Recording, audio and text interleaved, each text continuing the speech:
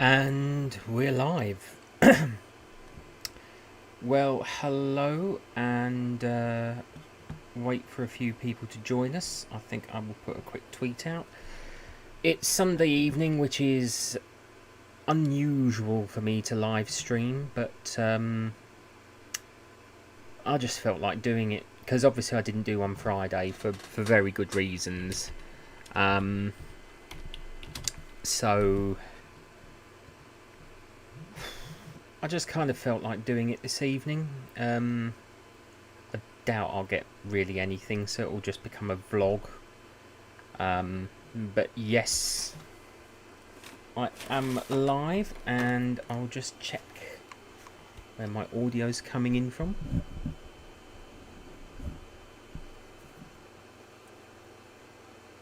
That's fine, I can hear through here, so should be okay. I'm just going to put the live stream up on my bigger screen so I can see what I'm doing. So there will be some feedback.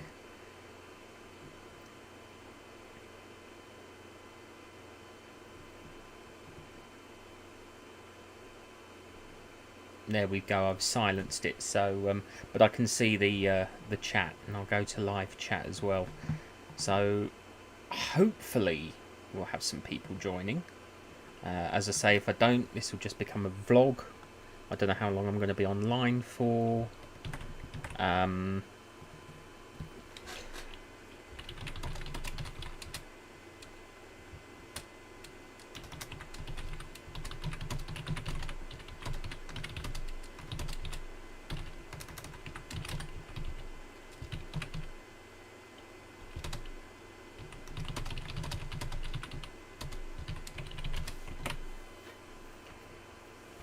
Yeah, so sorry, just putting out a tweet there.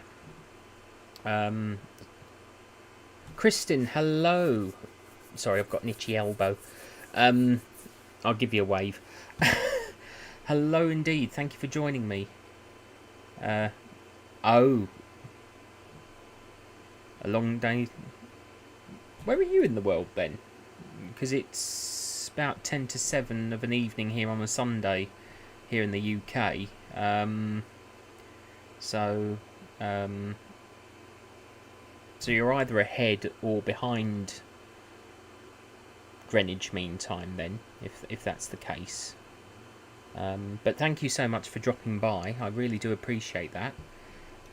This is a very impromptu, unprepared live stream. As I say, I didn't do one on Friday for... Oh, okay. Right, fair enough. Excellent. Los Angeles. Yeah, on my list of places I want to visit, actually. California and Nevada and all that. I'm a Fallout franchise player. Fallout New Vegas. Fallout 1, 2 and New Vegas are my favourites overall. I enjoy Fallout 3 and 4 and didn't really get into Fallout 76, but yeah, because of those games, 1, 2 and New Vegas, California, because of the NCR, New California Republic, and which obviously came from the California Republic, hence the flag with the bear. You know, that's you know, on my list of places to visit, and obviously I need to do some serious saving up if I want to visit places.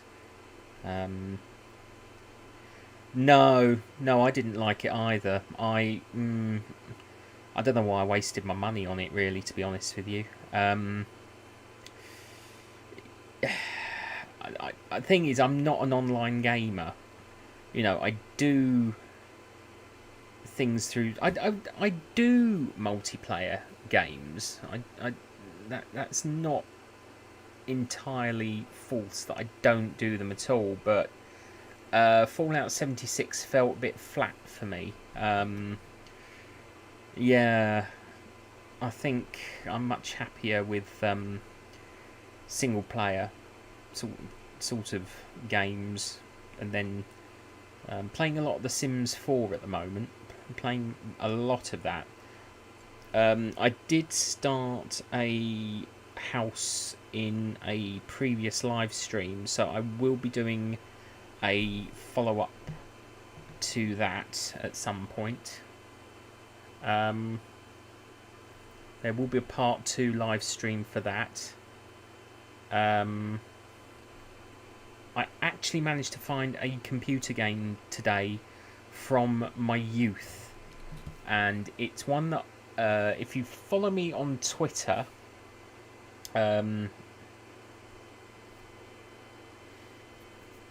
apologies, it's an insect bite, shouldn't be scratching it really.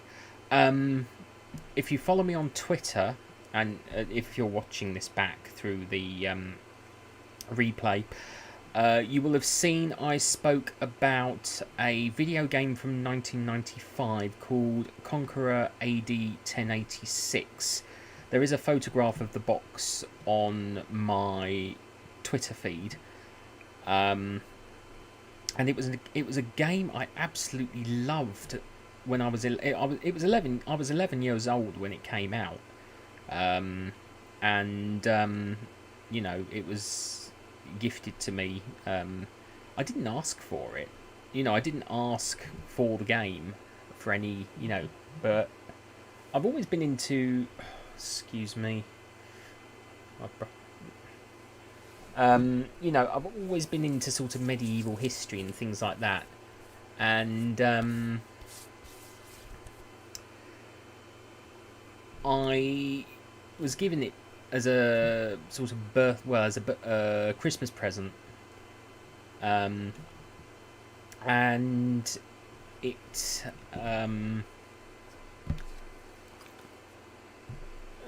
you know, I remember it being a really, really good game back in the day.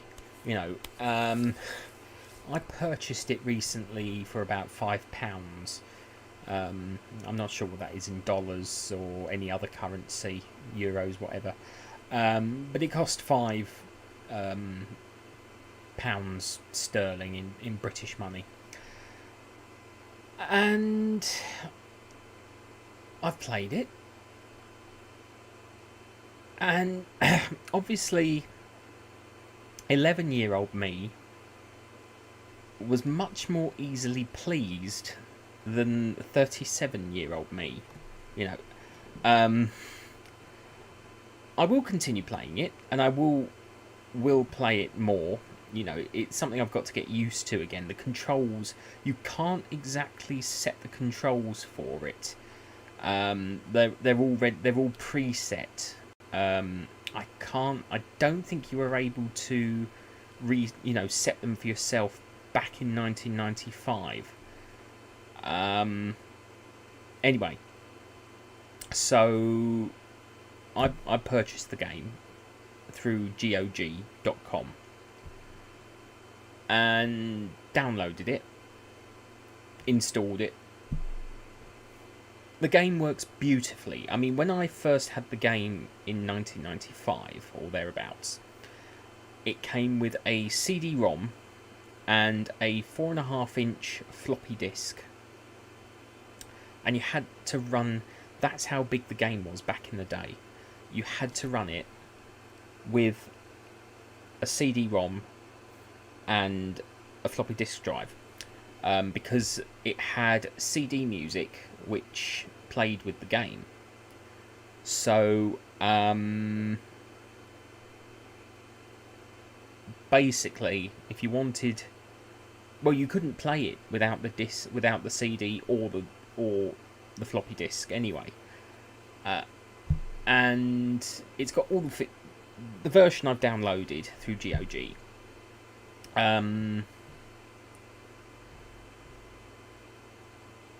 Came with all the features that the original game had back in the day. So I started playing, and as I say, 11-year-old me must have been incredibly easily pleased, because you know,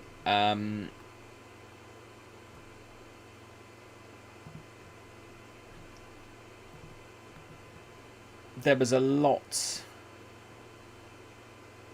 about it that I remembered being better than I thought it would be now. You know, I really genuinely thought it would be as good. I mean, don't get me wrong, you know, the fact that I can still remember the dialogue from the game to this day says something about it. You know, the fact that I can remember a majority of the dialogue says something about it to me. That it's always been, you know, always been in the background of my mind. So, yeah, I mean, I've got to get used to the controls again for this game. You know, it's all keyboard with mouse, but all the movements are keyboard. But you can only use the mouse for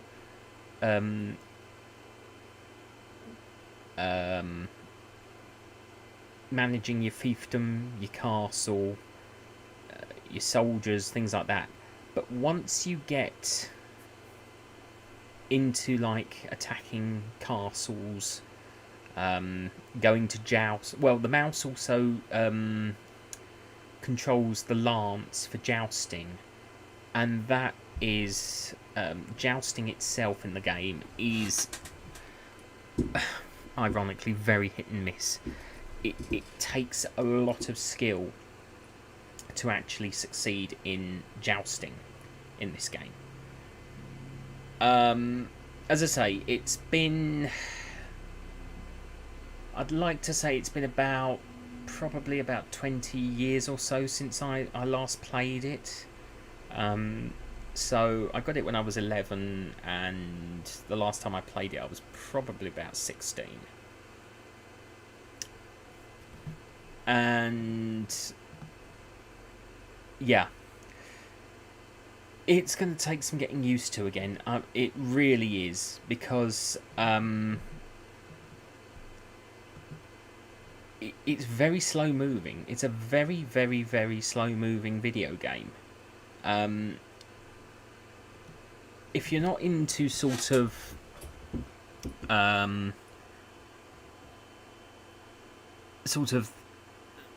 village management, or, you know, castle management or things like that, it's not really the game for you. If it's got fighting in it, sword fighting. However, again, the controls for that are very complicated. The number of times I hit the wrong button thinking it would do what I wanted it to do just didn't work, you know. As I say, this Conqueror AD 1086, if you're into retro gaming, I think you would genuinely enjoy it. I mean, you know, for me it's retro gaming. It's very low graphics. It uses MIDI music for most of the game. I actually turn the music off because it's actually quite painful on the ears to listen to. So I actually try not to have it playing with the music. Sound effects, voices, yes. Music, no. You know, as I say, I got it from GOG.com, and there's a link to the site in my Twitter feed as well. It's actually the secondary tweet to my original tweet about this game.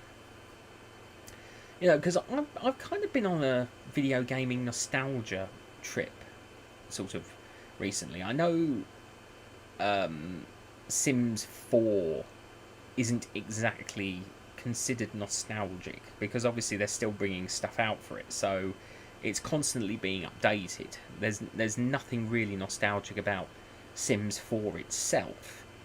but the fact it's part of the Sims franchise, and I've been playing since SimCity 3 or SimCity 3000 or whatever they called it back in the day. So I didn't actually start out with the original SimCity, but I did obviously play from there, and of course EA. Oh, hi Sage. No. Thank you for joining me. This is a very impromptu, unplanned, sort of chat. I just sort of wanted to sort of just let go some energy, pent up energy and all that. Talk about video games,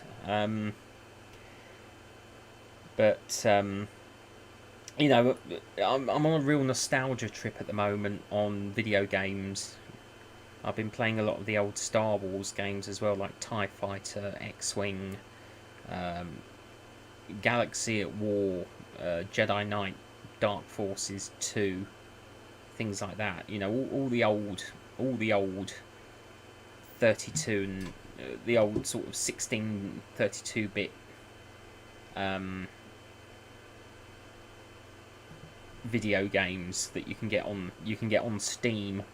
As I say, Conqueror, as I said at the beginning of this, Conqueror AD 1086. I didn't get through Steam. I got through GOG.com, and for those interested, especially if you're watching this back on the replay,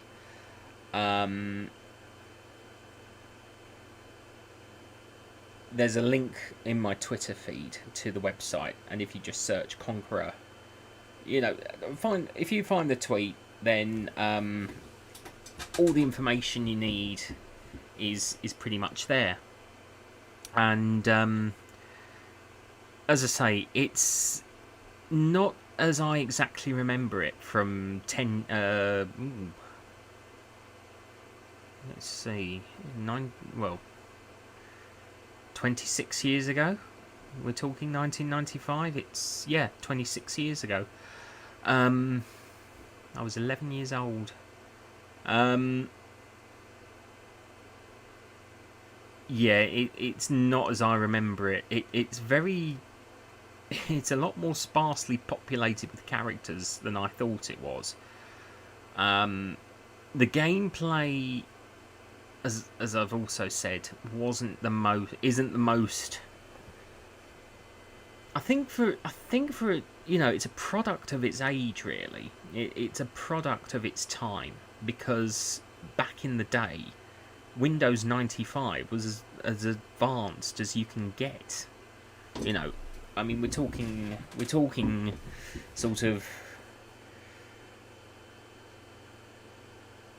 mega, where now you get 1 terabyte computers. This was almost like 1 gigabyte computers. That was a huge amount of memory back then. I mean, this game runs on about, when I uploaded it, it said something like about 516 megabytes. That's how small the file is, the game is, in comparison to, whereas The Sims, I think, uses about, The Sims 4, with all its added extras, which I have all of them now, uses up about, I want to say, about 8 gigabytes. 516 megabytes compared to 8 gigabytes. It says a lot about a game, and also the voice acting. The voice acting from isn't as good as I thought it would be, as I remember it. It's very forced. It's very forced indeed. Oh, hi Tessa, thank you for joining me. I'm talking video games this evening, or well, at the moment anyway. Just sort of doing an impromptu sort of live stream. This wasn't planned, wasn't pre-arranged or anything like that. I just really wanted to talk this week. You know, I didn't do one on Friday for very good reasons. Be Brave, Be You ASMR was celebrating her 100k subscribers. So, you know, huge congratulations to her again. Um, so, hence why I didn't do a live stream on Friday. I will try and do one this week. In fact, even though I've got a new job starting a week tomorrow, I do intend to try and continue live streaming on a Friday night, because I'll only be working 5 days a week. I still have Saturdays and Sundays off. There is a couple of Fridays in the future where I won't be live streaming because I won't be near my laptop. Because there's a couple of Fridays where I'm actually going away with friends, not out the country, but you know, another. If I could get the Prism app, I could probably live stream through that on my phone. So you know, I could always live stream from my hotel room one night that I'm there. We'll have to see how that works out. But yeah, we'll sort something out for that. But that's not until September. So you know, it's because things have just ground to a halt for me. This job has come at a good time. I mean, I've been working hard on this channel and my project since, well, for over a year, well over a year now. And I said on Twitter today, for those of you who don't follow me on Twitter, I kind of feel burnt out. I think I've finally burnt myself out. So I think this week I'm going to take it. I'll still be online. I will, because there are still people involved in my projects, and I don't want to let them down. So I will. But I think what I'm going to have to do is I'm going to have to, unless specifically requested, I don't think I'm going to be able to write scripts anymore, because they take a lot of energy to write. I'm going to have to do bullet points and plot points, I think, and let people make their own dialogue. Because I think that will be, unless of course they specifically ask for a script. To be honest with you, I put it this way, the Lord of War and Heartache is not ending. I have no intention of stopping now.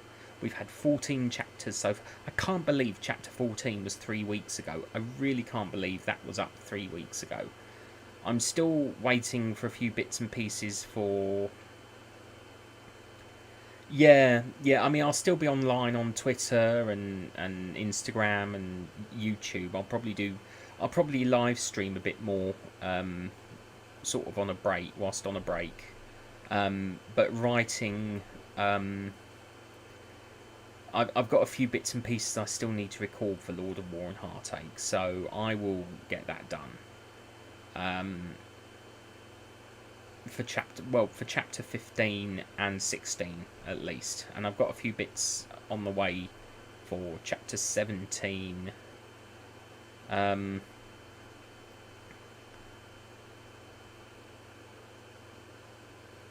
Yeah, I think that's going to be the best way to. I'm going to have to do well. It'll be the easiest thing for me to do. I mean, as much as I love script writing, because I've sort of become a bit too involved in my own.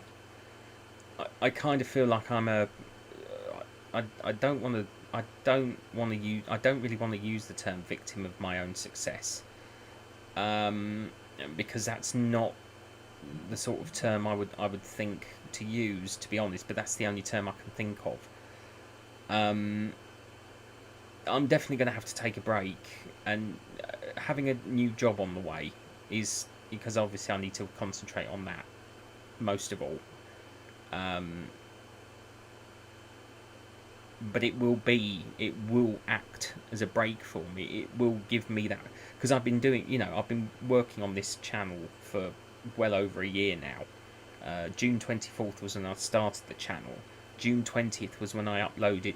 July 20th, 2020 was when I uploaded the very first original version of Lord of War and Heartache. All the ones that are listed, most of the ones that are up on my channel at the moment, all grouped together, are actually re-uploads of the original footage and audio. They still have AFO ASMR at the beginning of their titles, because it's just too time consuming to change them all to Ondarian ASMR and make brand new titles. The editing alone for those chapters, chapters 1 through to at least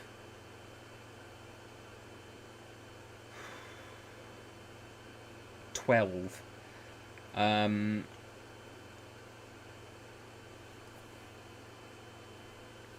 would have to be completely re-edited with new titles and sequences, and I don't have the time to do it. I really don't have the time to do it. So I'm gonna take a break, rethink my strategy, and obviously continue with what I've already got underway, because 15 and 16 are already in production, so get them done. Contact the people involved in chapter 17. I've already had one contribution for that anyway. I've got one contribution for chapter 19. 18 I'm still waiting to hear from a couple of people. And there's still quite a few bits and pieces I need to do for chapters. Well, the thing is, I haven't written...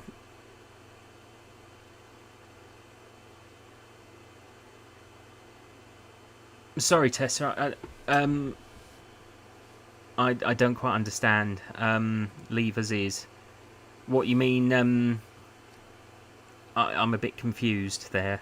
I apologise. I'm just trying to... I think I understand what you mean. I do. I'm just, as I say, burnt. The fact of the matter is, this whole pandemic, and I know I'm not the only one in this position. The whole pandemic has really hit me hard. It hit me hard. It got to the point where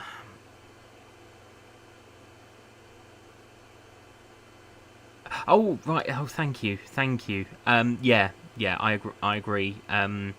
It's far too time consuming to do all that. And it's a nice little legacy for the series, because it shows how it all evolved, how it started, how it all evolved, and has grown to what it is now.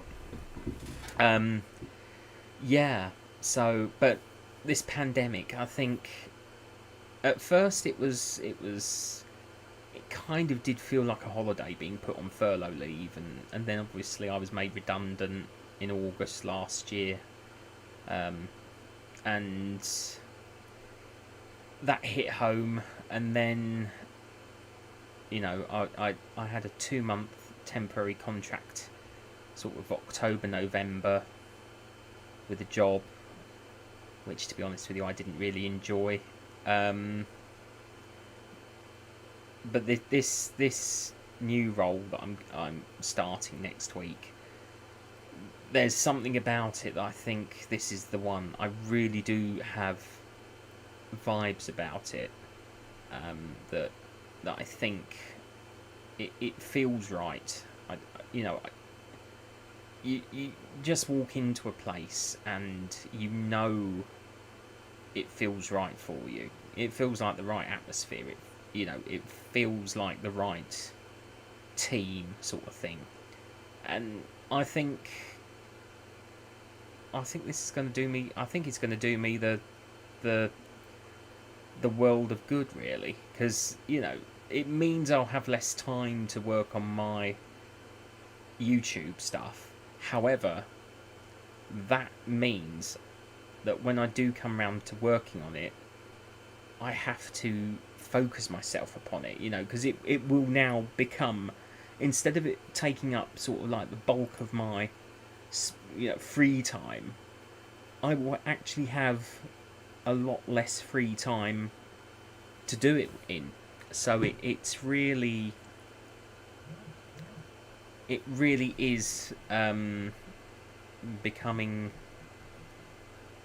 much more balanced, shall we say. I'm actually going to be able to balance my work life with my social media life, whereas most of the last year has been pretty much a social media life, and that's been very beneficial to me, hugely beneficial, in fact, because I without social media, I really do believe I would have struggled through the lockdown. I really think I would have struggled through all the lockdowns. It may, social media has made these last 2 years, 2020 and 2021, well, up to this 2 years 8 months, 1 year 8 month, beg your pardon, so much more bearable, so much more sort of. I've been able to reach out to so many people because of it. I think. I don't know. I think it might have been different if I'd been a kid. If it had happened all that time ago, it would have been different. But I think when you're an adult and you're stuck in the middle of a pandemic, it kind of. I mean, I'm on medication for acute anxiety anyway, so it really. I really thought this pandemic would affect me greater than it has. And I think that is because of social media. I think it is because of the people I interact with and the people who I've become friends with. And I'm really grateful for that. I am honestly, genuinely grateful for that.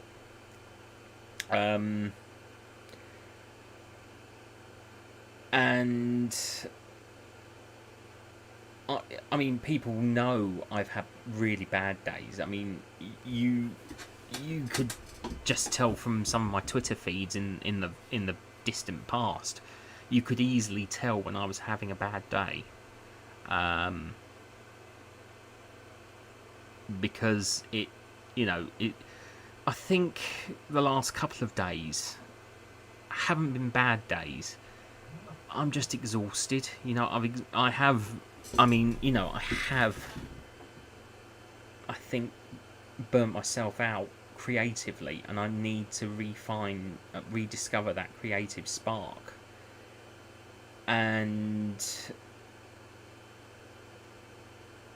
I think stepping back for a little while whilst I get settled into this new job will actually be the best thing, because obviously it means I won't be on Twitter as often. So there won't be tweets during the day, because I think there's like a signal blocker where I'm working anyway. So it's not like I can, tweet during the day. So I will literally go quite rather quiet online, except when I'm able to. Apart from that, I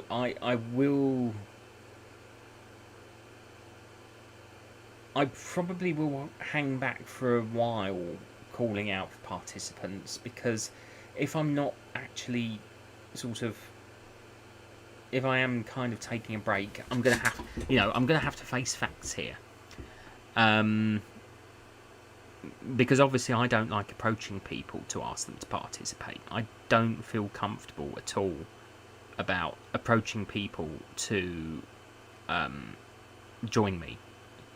I've tried it. It hasn't exactly gone the way I hoped. I mean, they weren't rude or anything. I'm not going to say who I approached, because that's between them and me. That that's private, and we. Exactly, and I say that to everyone that participates in the project. Life does come first, and it's literally, I'm having to do that for myself, and that's the thing about it. I'm sticking to my principles. I'm maintaining my own guidance for participants in the project. I'm focusing on, and it's not selfish. It's not selfishness, because I could say that. I could say, I could turn around to people if they've had to withdraw and go, well, that's not fair. You said you'd be. No, that's not me. That's not who I am. Everyone has kids. Well, not everyone has kids, but you know what I mean. Everyone has family of some form or other, whether it be children of their own, or elderly elderly parents, aunts, uncles that need looking after. There's always something, and I've always said regarding Lord of War and Heartache that family is far more important than my project.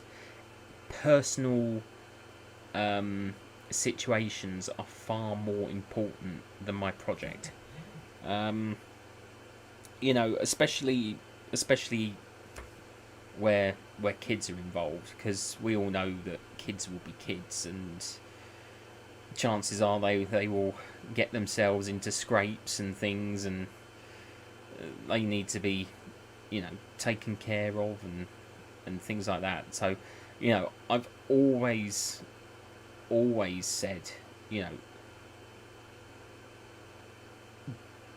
deal with the real life matters. Don't, because I can always suspend or extend, and I have, for current projects underway, I have extended deadlines to the 30th of September, or even said to people, look, I'm suspending the deadline indefinitely. Send through your contribution whenever's most convenient, because I'm certainly not going to have as much time. And the thing is, it's a good thing. It's a good thing, really, that my time will be, because it means I can actually finally, I can use what spare time I have to find that creative spark. I can,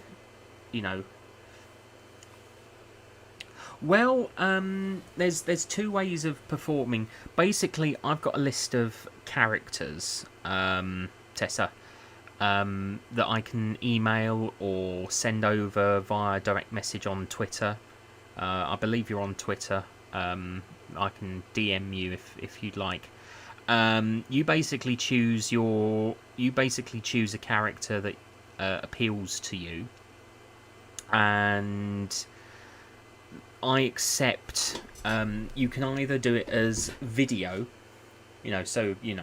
dressing costume, props, things like that, or I also, because a number of my characters are voice acted, so a large number of my characters are voice acting. I am intending to bring one character to life, because technically I've already used the costume as a still photo. Basically, the costume I wear in my profile picture is the costume I also have for Maximus.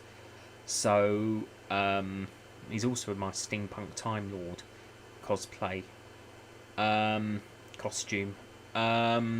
So if you don't want to actually appear on video in character and costume, you can also do whether it be an MP3, whether you record it as an MP3 or a WAV file, something like that, and I create a video around that audio. So if you look at most of my characters, you will notice that they have visual representation. So Rafik has a visual representation, as does well, if you look back through the playlist, and you'll see all my characters are static sort of images. But yeah, I accept both video contributions and audio contributions, and it's worked really well. It's worked really well because there's many people who have wanted to participate and said, but I don't feel comfortable appearing on camera. And I've said, well, that's absolutely fine. Create a voice file, and I'll just put it over. I'll put it over an image, and we can do it that way. It doesn't. It doesn't concern me whatsoever what format I receive. Some characters are much more visual than others. Some characters are better with video than with audio. The majority can be done as both, but there are specific roles. For example, like Chapter 16 coming up, Dream Realm. That is the first time I'm ever going to do a video for Lord of War and Heartache. Because it's set in a place called the Dream Factory. The actual title of the chapter is The Nightmare Machine. It's all explained in the chapter, but that one is going to be entirely video, because unless obviously things change, which I can change and adapt. I'm 100% adaptable. If someone says I was going to do video but I can only do audio, indeed, Sage, indeed. If someone says I was going to do video but I can only do audio now, not a problem. I nearly said not my problem. Which is wrong. Which is absolutely wrong. No, it's not a problem. It's not a problem. Because I can work around it. I can adapt. I can... I have ways of being able to alter the aesthetics of the chapter to best fit what is received. And of course, for example, if anything happened in chapter 16 happened with anything like that, and I'm just using chapter 16 as a very loose example, if anything did happen and someone said I can only do voiceover now, that's fine. It's set in a place called the Dream Realm, which means we could have a disembodied voice because it's set in a dream-like state anyway. It really doesn't matter what format I receive it in because I can always work with it. Obviously, as I said, with video, there's a lot more creativity involved because obviously you have costuming as well, and obviously makeup and things like that. But as I say, I can always send you a list, because I can always show you the list of... I don't know if I can share it on screen, though. I don't know how I do it on here, because I'm using Streamlabs.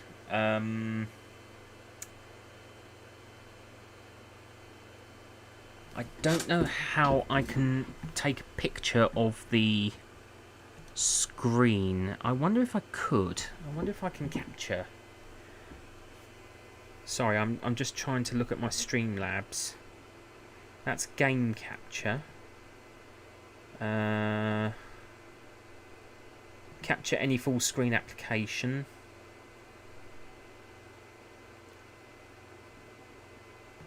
Done. Oh, hi Nathan. Thank you for joining me. Sorry, I'm just sort of fiddling with my camera at the moment. Yeah, it's been raining here in the UK, quite heavily. Had good weather yesterday when I went to the Bluebell Railway. Yeah, that was from Banana Muffin ASMR. I was absolutely blown away by it. Absolutely blown away by it. I didn't even know that was coming. I really honestly didn't even know that was on its way. When I opened up my Twitter messages and found that she'd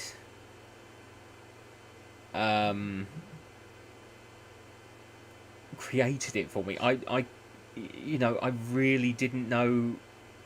I really couldn't. It's so special to me because, it's not like I'm a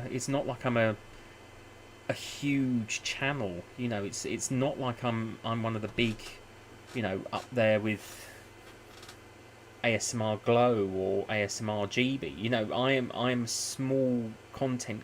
I always refer to myself as a small channel content creator with a very big imagination. That's how I always look at it. She's incredibly talented. She is superb at what she does. And I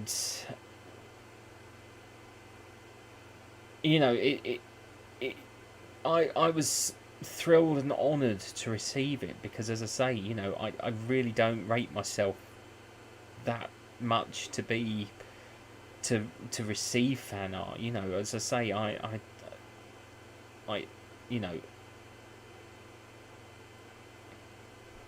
yeah, I mean, she is friends with me on Twitter and Instagram as well, and it's just, it was just so lovely that she did that for me without, it was a complete and utter surprise. It was an honestly genuine surprise to me. It really kept it quiet. And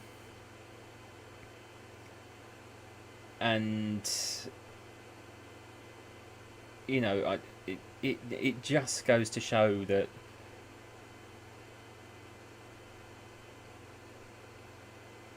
I suppose even if you're a small channel, you still make that big an impact. That to me shows that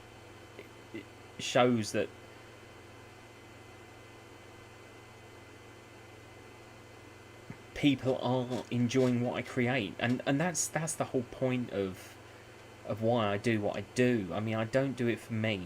I don't do it to boost my ego. I don't do it to boost, my. There's things, as you know, I talk about wanting on social media that would help to really be able to communicate with more people.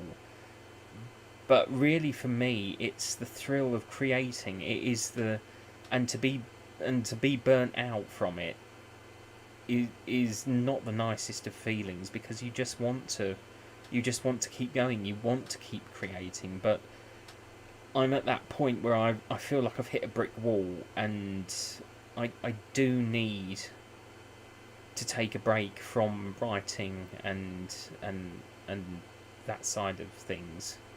Production, I can do. I can still do, because I still do art, digital art, not sort of to the caliber of Banana.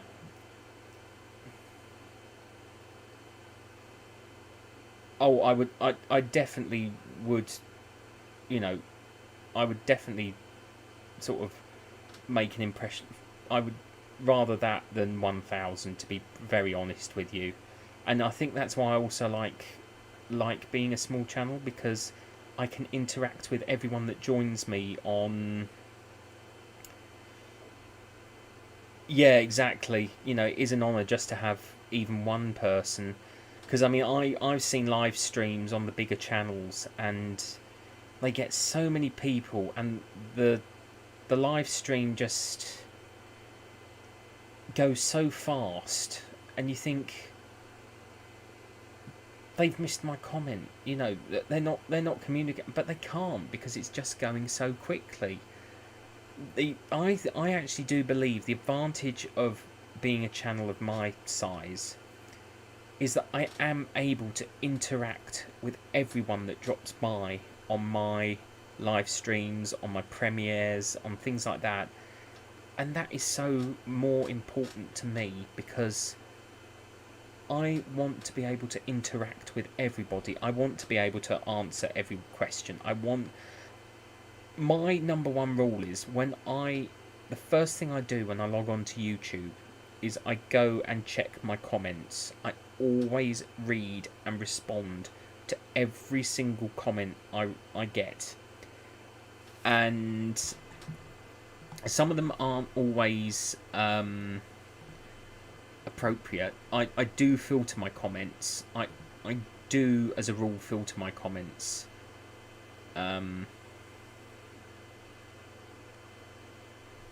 Yeah, I mean, I think that's why I don't feel comfortable with streaming on Twitch.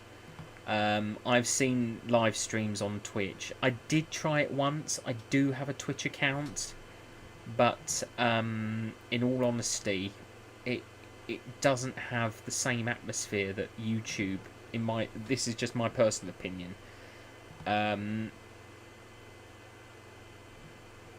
YouTube has a much more, I want to say, family sort of atmosphere for live streaming, and I like that. I really do like that, because I think, yeah, I always filter comments. I mean, I've had some very recently. I've had some incredibly inappropriate comments from a rather. I'm not going to name names or point fingers, and I think I know who's behind it, but I'm not. I'm never going to say who. But I've had some abusive. I've not spoken about this on Twitter, because it, in all honesty, it's not even worth really saying. But you know, I have had some abusive comments on my videos, and I've just deleted them. You know, I've just removed them, because they're not worth my time. They're not worth a response.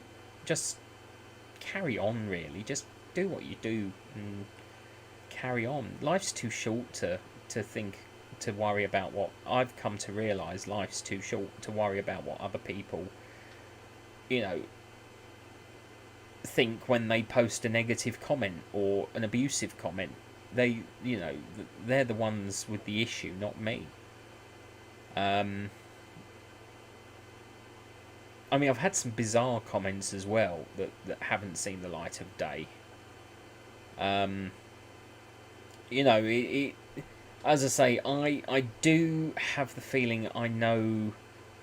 I had the impression I knew who was behind those negative stroke abusive comments.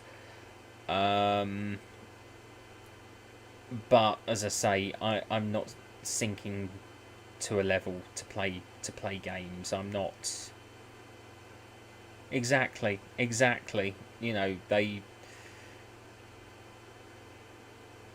I mean, as I say,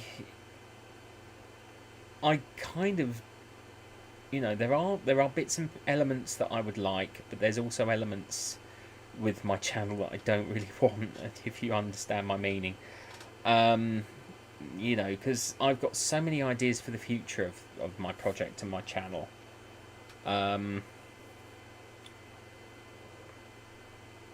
oh, absolutely. A very sad person indeed.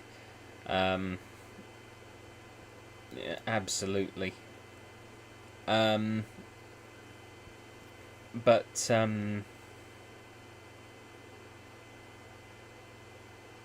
you know, I've got big ideas for the future of this channel and the future of my project. And as I say, I'm really excited about the mini series that's coming up for this project, which is well in production now, called The Academy.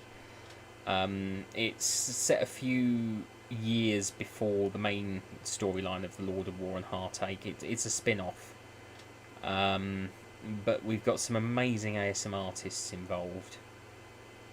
Um, I say we because Lord of War and Heartache has become an ensemble project, really. I mean, yes, I write it and it is my creation, but I can't do it without other people. It's bigger than me now. It's beyond. You know, it's not just my thing.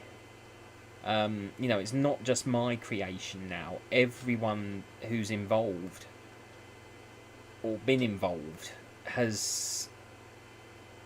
Yeah, it's really. I mean, you know, in that alone, you know, we've got some really good names um, involved. You know, who have we got? I mean, we've got Exploring ASMR. If you've seen chapter 13, she's reprising her role. Exploring ASMR is reprising her role as Cassandra. Um, oh no, that's absolutely fine. Yes. Um, yeah, no. Absolute pleasure as always, and you know, good luck with your meeting and everything, and you know, I hope it all goes well. Um, let's hope next year TingleCon's able to actually, you know, not be an online thing. Who knows? Let you know. Anyway, yeah. So yeah, enjoy the rest of your day and all that, and yeah, thank you so much for joining me. But yeah, I mean, you know, for everyone else, oh, I can take those three out now of that list. Beg your pardon. I've just spotted something that I can edit. Still got quite a bit though. You know, I mean, we've got you know, Black Cat Aura is.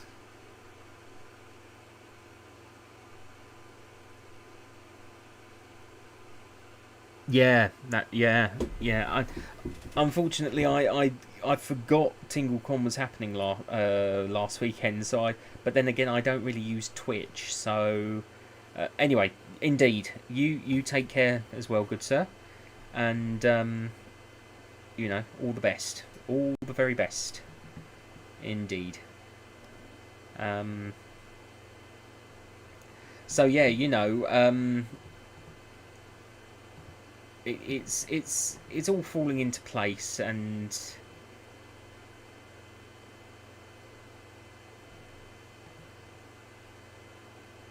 you know, I'm really happy with the way things are. To be honest with you, I'm really happy with the way things are. It doesn't always sound like that because I do have good days and I do have good days and bad days. Um, that's mental health for you. And I'm open about that. I am open about that. You just have to look at my Twitter feed for that. However, you know, there's days when I want more, and I admit I want more. I want bigger. I want better. I want, you know, grander. I want, and then there are the majority of days I am just a realist. I'm just you've got to be real. You've got to be part of reality, because life's like that, really, isn't it? It's not. It shouldn't be. Life shouldn't be about numbers. Life should not be about numbers. It should be about the satisfaction of creativity and art when it comes to social media and platforms like YouTube. It should not be about numbers. It should not be about monetization. Monetization is a bonus. That, to me, because I've always said, if this channel were ever to be monetized. Ronan, hello! Hello! Thank you for joining me. Long time no see, my good sir. Absolutely delightful to have you here. Absolutely delightful indeed.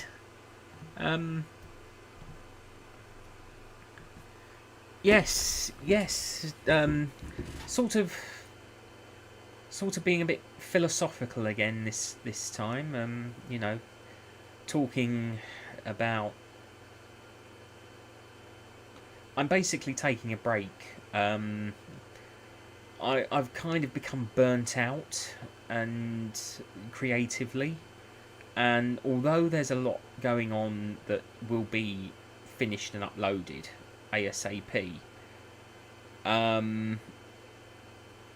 writing, I'm going to take a break on writing, because I've kind of lost the spark, and I need to find it again. Now, you probably aren't aware of this, Ronin, but I start a new job a week tomorrow in London. And it's going to, I think it's really going to help me, because it'll mean I will have to manage my time better. I've had so much free time on my hands since the pandemic started that I've become too comfortable in my current situation, and I have quite literally burnt myself out creatively. So whilst I will continue with production, pre and post production, I will probably step back from writing for a while. And once I do start creating characters and notes and things again, I will not write scripts unless specifically requested. They will all be bullet point work. They will all be notes and bullet points. As I say, I've kind of got to the point now where I need to rediscover myself, as it were, and as I say, this new job will allow me to do that, because it will give me new focus, it will give me new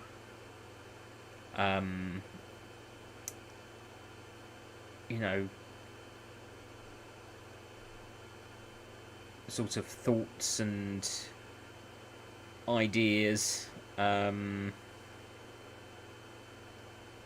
things like that. It's just that I'm now. I honestly need to take a break. I do need to take a break from bits and pieces, because I will still do live streams, because I really enjoy live streaming with you all. And I can do them on a Friday night, because I'll be only working Mondays to Fridays anyway, so I'll still get Saturdays. I get Saturdays and Sundays off. So that's the plan for that sort of thing, live streaming. I will still obviously be on Twitter, though not as often. I will still use Instagram. I'm also on TikTok, but I very much doubt that will have a lot uploaded to it. I tend to be a viewer rather than a content creator on there.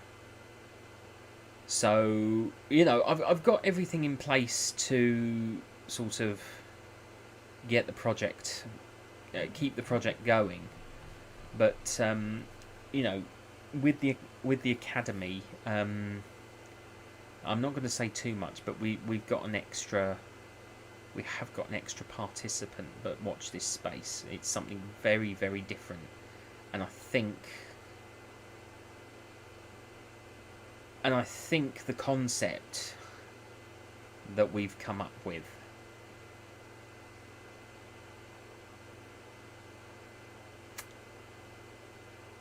could possibly rock the ASMR community. It's not bad. It's not a bad concept, but I don't think it's anything that's ever been done before. Jesse, hello, hello. Thank you for joining me. Thank you so much.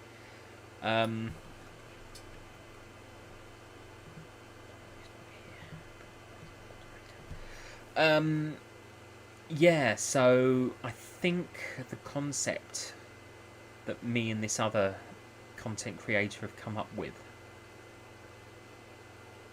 will really bring about a new, you know, it's something that's never been considered before, I don't think, in the ASMR world. It's very, it will be incredibly, it's incredibly experimental. But I really don't want to say too much because I don't want to give it away. I really don't want to give it away. All I will say is watch this space. But something very, very exciting on the way. Very exciting on the way. But yeah, I mean, you know, I mean, with different projects coming up, I mean, you know, I think one of the biggest names I've got in the Academy project is Riley Rose. If you're familiar with Riley Rose, you know, she's an amazing content creator and more a Twitch streamer, but she does have a YouTube channel. But you know, I'm really see, I don't want to say too much because I don't want to give too much away because there's a lot of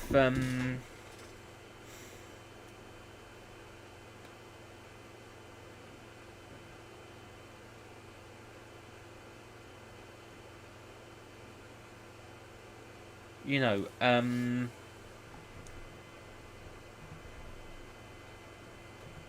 a lot of ideas that are going on.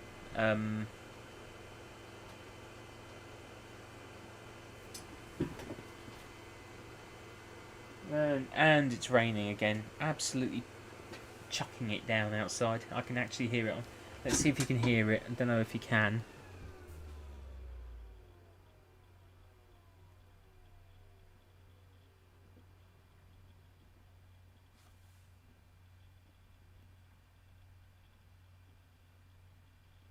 I don't know if you can hear that.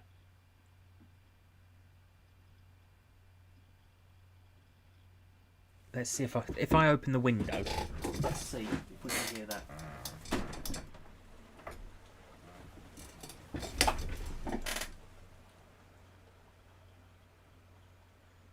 No, I open the window and it slows down.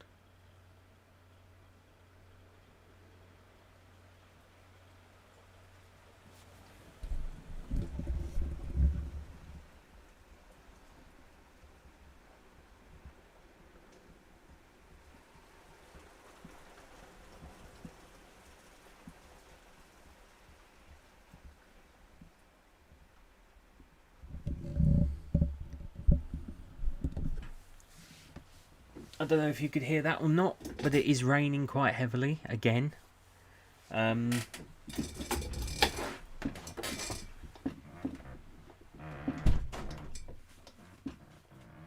Probably get some thunder, but it's a bit warm, so I'm going to put that back on. Yeah, it's been raining quite heavily these last few days. I mean, fortunately, when I did the steam railway yesterday, the Bluebell Railway in Sussex, we got caught in the rain once, and that was just running from the train to the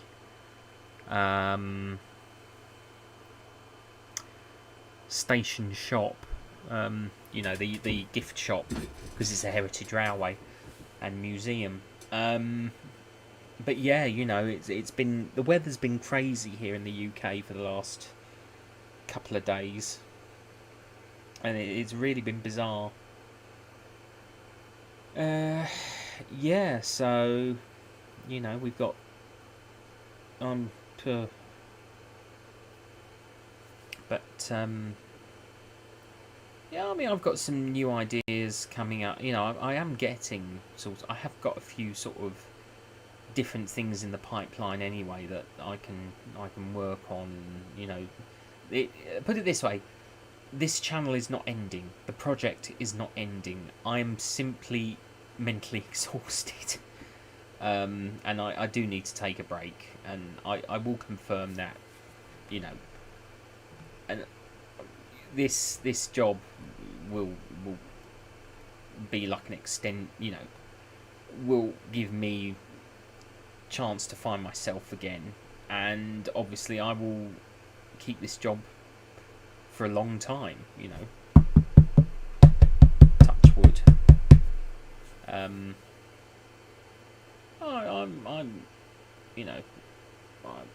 I think I don't want to jeopardize it. You know what I'm saying? I don't want to.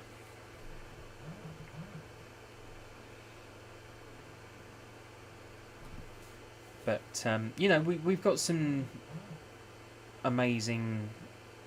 I keep repeating myself. I can always tell when I've had a long weekend or a long day because I kind of repeat myself.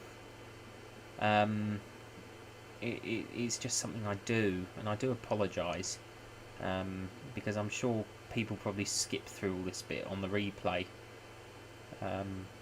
It's just, but I mean, as I say, the academy the academy coming up is probably my most advanced thing, because I mean it's basically sort of the full title of it is the Academy Entertainer. We've got singers, musicians, jesters. Yeah, we've got a lot of them, and it's all about. It's set in the sort of desert realm and all that, but it's set a few years before the Tyrant King is the crown of the Tyrant King is rediscovered. So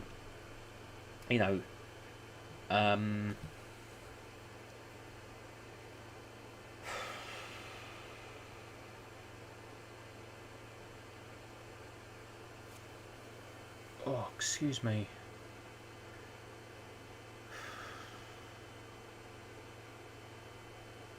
But yeah, if anyone's watching this back and they're interested in participating, please do drop me a line. If you're on Twitter, you can find me on there. Hang on, I can, because I've got I can put links in the I can put links to my social media in my other social media in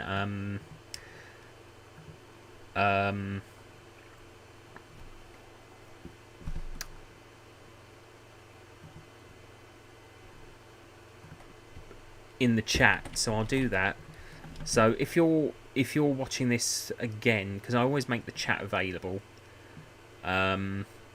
so this is the link to my Twitter, and if you're on Twitter, you can contact me directly through direct messaging.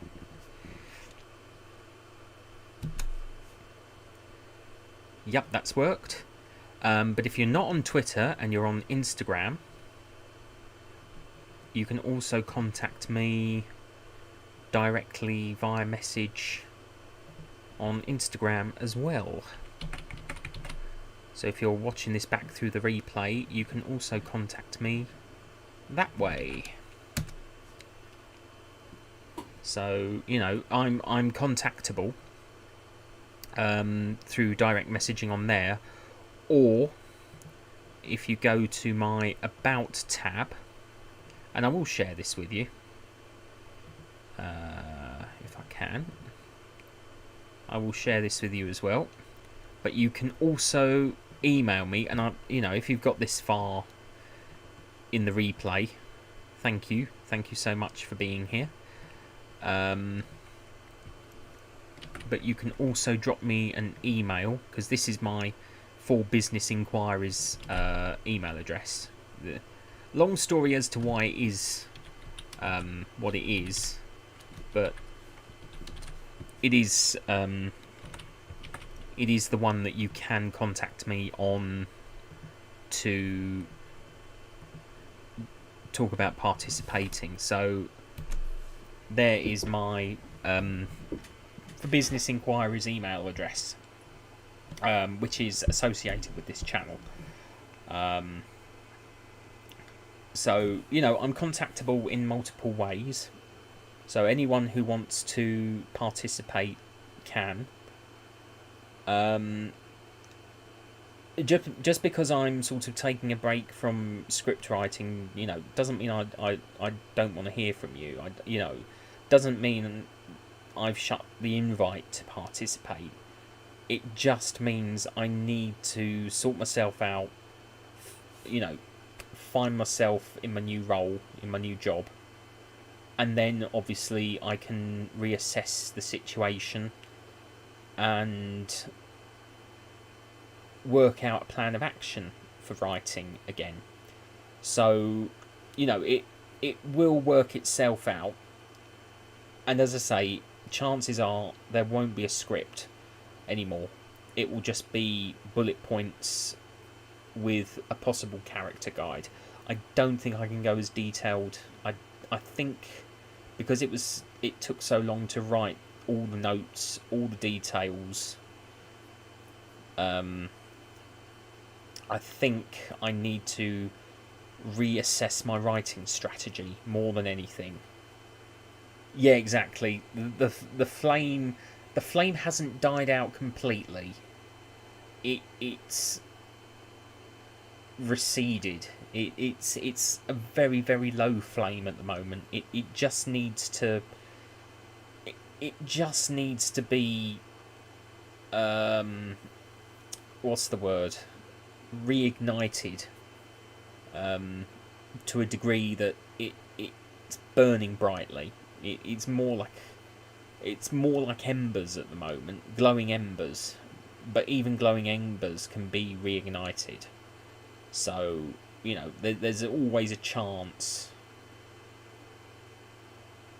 There's more than a chance. There's a certainty that those embers, those glowing embers, will be relit. It's just, you know, it just needs to have that fan, you know, have the, you know, the flames need to be fanned back into life, as it were. And they will be. It just takes time and a bit of focus, and I think this new job will allow me to focus, because I'll be focusing on that during the day, but when I get home of an evening, you know, if I'm not doing anything else, I will be able to focus on the project. So chances are, probably not for the first week though, this week and possibly even next week, I will take a break. I will genuinely take a break from writing and you know, things like that. I've got a few bits and pieces I can edit and put together, because the one thing I do enjoy is the digital artwork. Now, if you've seen quite a few of my videos, you will note that I do create a lot of the artwork for Yeah, yeah, and that's the thing. Um, they often say a change is as good as a rest, and the fact that I'll be changing scene by actually going to work again, I think will be very good for me. I've been stuck in these four walls for since I mean I've been going out a lot more, obviously, because obviously the restrictions have been lifted, but when you've been stuck inside the same four walls for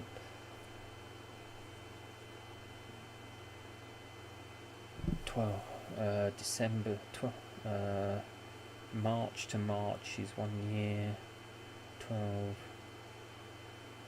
April, May, June, July, August, 15 months. When you've been stuck in the same four walls for 15 months, um, it kind of does get to you in the end. It becomes a real case of cabin fever. And I genuinely do feel that I need to have a change of scenery in order to, as I say, I have been going out, and I have been seeing friends again, which is always nice. It's good to catch up and see people I haven't seen for a very long time. It's just that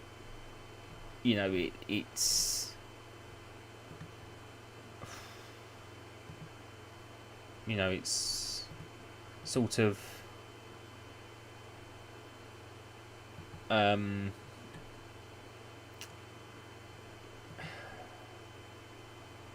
when you want to try and say something and you can't think of what you want to try and say.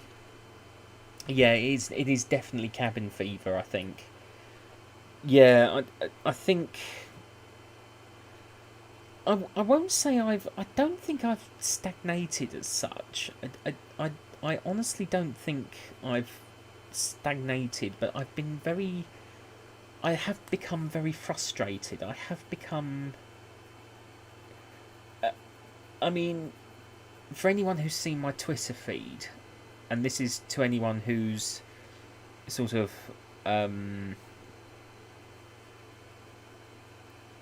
who follows me on Twitter, you can always tell when I'm going through a stage of frustration or anxiety, or because my feed becomes very erratic, very unpredictable. And I think that's been more noticeable during the pandemic than any other time. I mean, I've been more active throughout the entire pandemic on Twitter because this November marks my 10th anniversary on Twitter. And for the first few number of years, I was hardly on here at all. I didn't even know how to use Twitter back then. And now I feel like a Twitter pro. I feel like I feel like a pro using Twitter, because I use it left, right, and centre for everything I do on social. Relating to social media, I use it for YouTube related items, Instagram related items, and of course Twitter as well itself. I use it as a form of communication.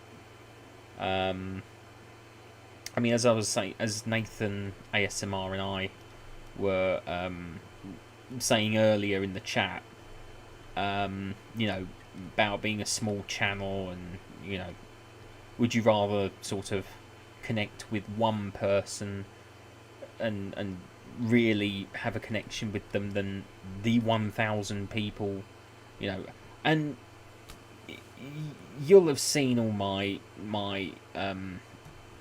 feeds and things, my previous live streams, and yes, I know I go on about getting the community tab and things like that. Because obviously for that you need. I think it's crazy that you have to have 1,000 subscribers for the community tab, because it's such a useful tab. You can use it. You can set up polls. You can ask yes or no questions, things like that. For anything like that, for me, I have to do it all through Twitter. But the fact you have to have 1,000 subscribers to be able to achieve it is crazy. It's absolutely crazy. And the thing is, having a small channel like mine makes it so manageable. But the fact that there's a function I really would want, I really would love to have, but I have to have more than a manageable amount of followers or subscribers to actually access it, is absolutely crazy beyond belief. Because, my channel is a slow grower anyway. There are days when I feel like I'm stuck in limbo, because there are days when I look and I think, oh, I really wish I had that community tab. I've got three. I'm going to say this because it's weird. Because every time I thank, just noticed there's a mark on my t-shirt. I do apologise. I don't know what that is. That's embarrassing. I've only just noticed it. I don't know what it is. Oh well, we'll carry on. It's just so frustrating that the criteria for this one thing is so specific. And the thing is, it's strange. Every time I thank the number of people I have as subscribers, I always seem to lose one subscriber. It's bizarre. It always happens when I actually thank the exact. So I'm just going to say to all my subscribers, whoever you are, regardless of who you are,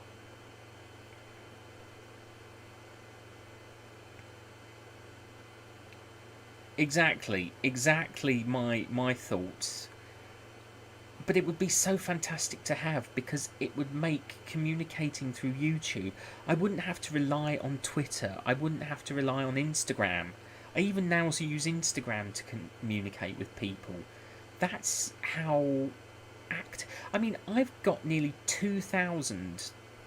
I can tell you how many. I've got on Twitter, I've actually got, and this isn't me bragging or anything, but I have 2,096 followers on Instagram. Genuinely, 2,096 followers. And on... I beg your pardon, it's 2,096 followers on Twitter. I do beg your pardon. That's my fault.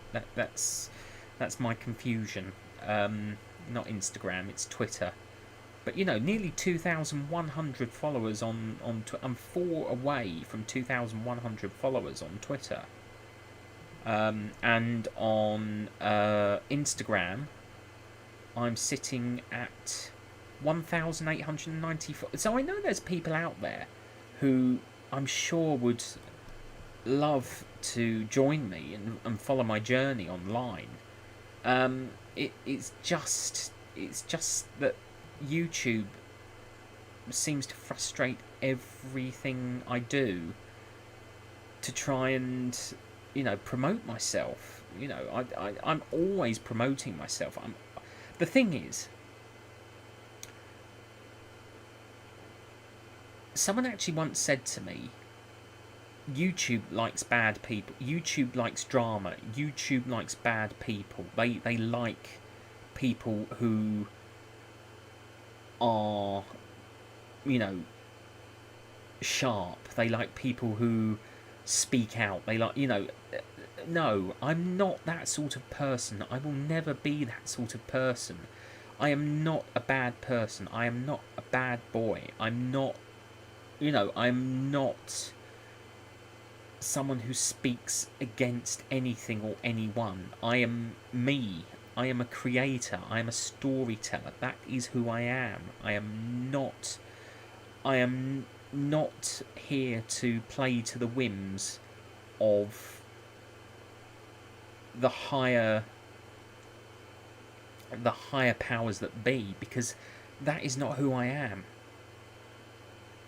I actually had someone once say to me, "Oh, you're just putting on an act. You're not real. You're not who you say you are. You know, you're just pretending to be this well-spoken, friendly individual." No, really? Because if that's the case, I deserve a blooming Oscar.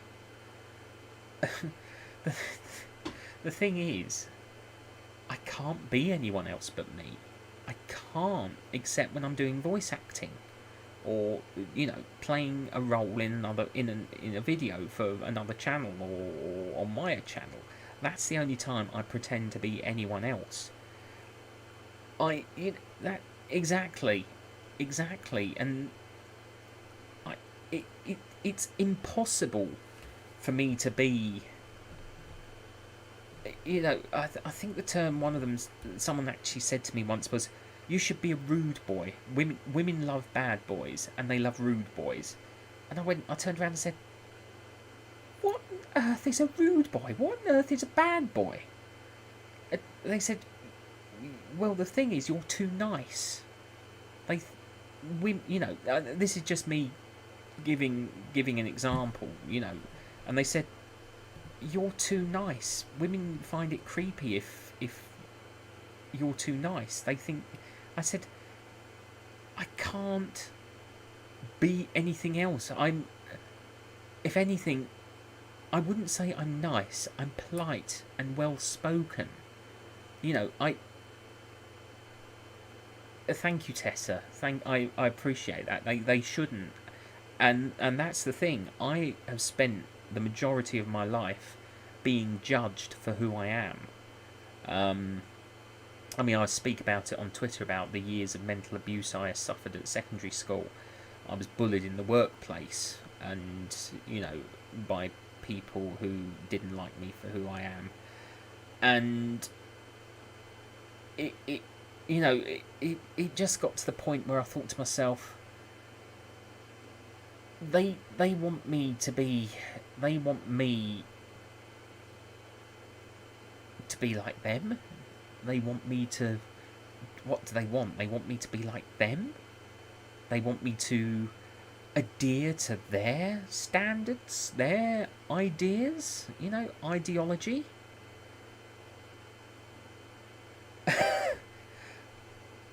Okay, if there is truth to that, I will accept that. But that's not who I am, and that is never who I'll be.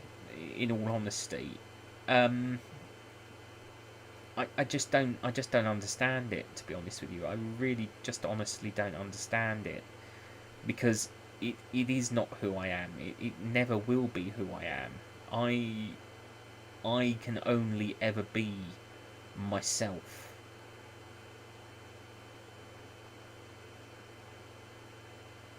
Yeah, as you know, I'm autistic, and we have a term called masking. And yes, I do mask.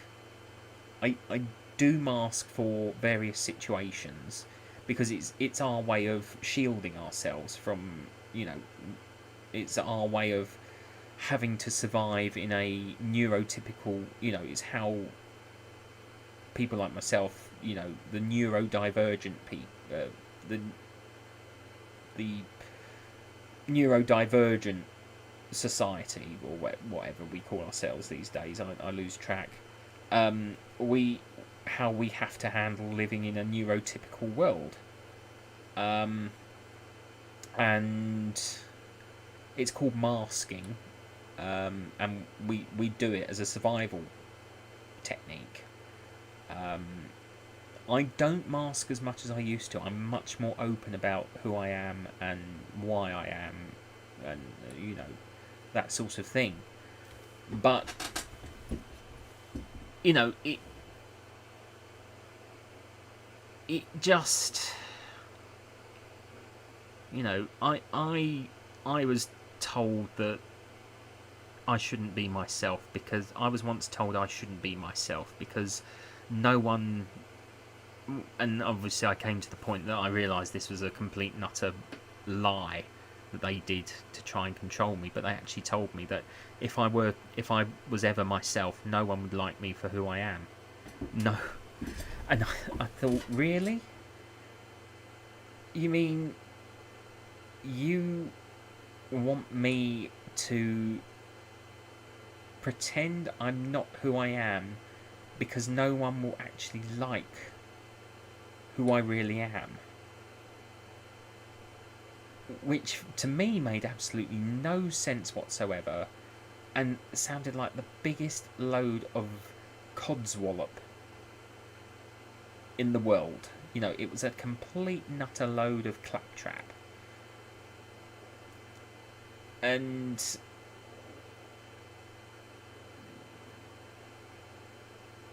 I sort of turned around and I said, so what makes you say I shouldn't be myself? Why should I not be myself? And they said, well, for a start, well, I don't really want to repeat what they said because it was quite hurtful. Let's leave it at that, to be honest with you. In fact, it was incredibly hurtful. Pink, hello, thank you for joining me. So sorry that you've jumped in at the moment where I'm kind of telling a story where I had a really negative experience where someone was trying to tell me that I shouldn't be myself because no one would actually like me for being myself. Maybe that's a good point to leave it there, actually, in all honesty. That might be a good point to move on to more pleasant communicate. But, you know, we live and learn. Move, you know, I'm me. I haven't changed. I won't change for anybody. You know, I'm still the well-spoken, friendly individual that you've all come to know.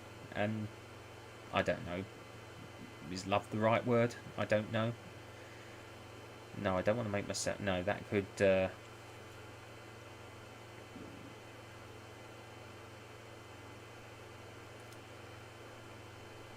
Yeah, that's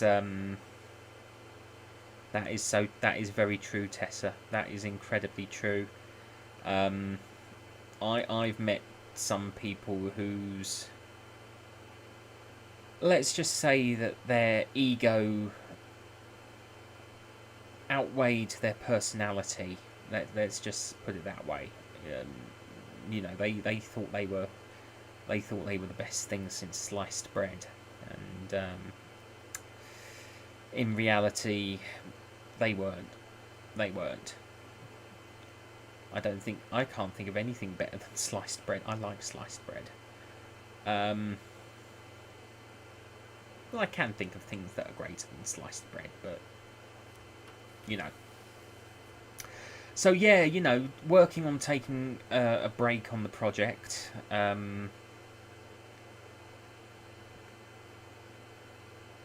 So working on taking a break from writing, at least. Still editing. Still looking for participants. As I say, if you're watching this on the playback, I've put the links to the ways of being able to communicate with me in the chat further up. Always looking for people to participate. What else? What else can I say, really?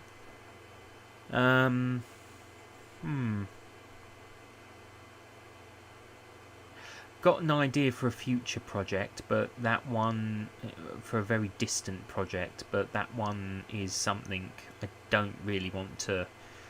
It's something that's on my mind, but I'm not too sure about it. It links to the troop and the academy. If you've seen Chapter 7, the academy is, as I said, the one that's on its way. But Chapter 7, the troop, or joining the troop, there's a connection to that as well. So I I really don't want to say. It's only in very very early days. I'm still sort of. Hmm. Yeah, that's the thing. There's certain concepts I have that I always feel really awkward about talking about because it really,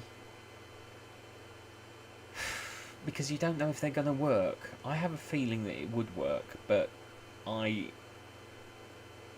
yeah, you know when you just sort of feel awkward about an idea and uh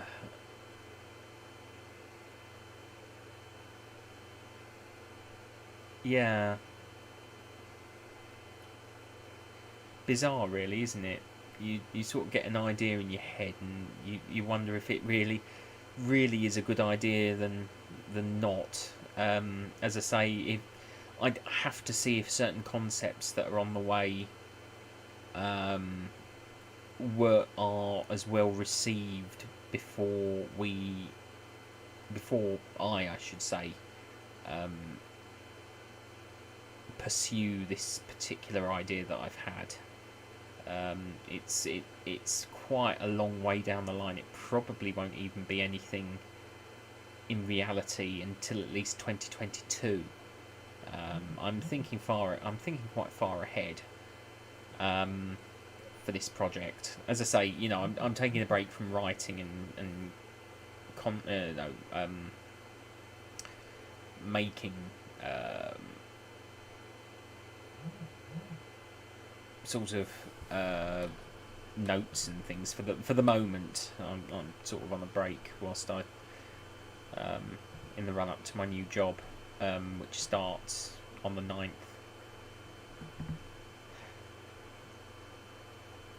Isn't it's just so bizarre that you want to say something but you don't want to say it because you just feel so awkward saying it, and I am an awkward person anyway. I am social. I can be socially awkward. um, I think we all can at the end of the day, really. We all have a little bit of social awkwardness in us at times. um,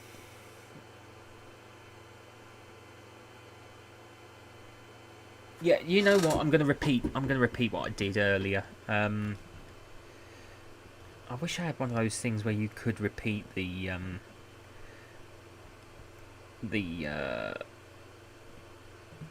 social media links and things, but we work with what we've got.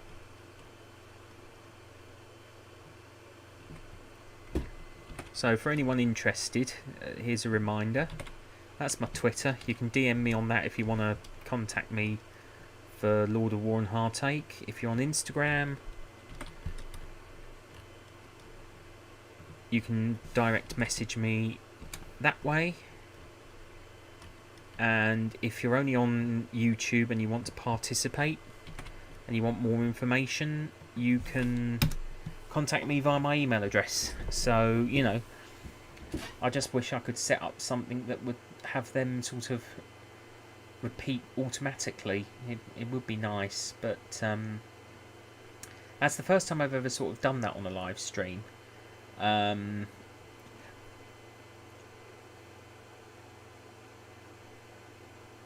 Yeah, well, I've got characters for up to chapter 34 listed, and some of them are cast. I'm still looking for loads of participants.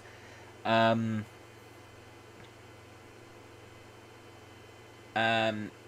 yeah, I'm exactly the same, Ronan. I'm exactly the same with the phone.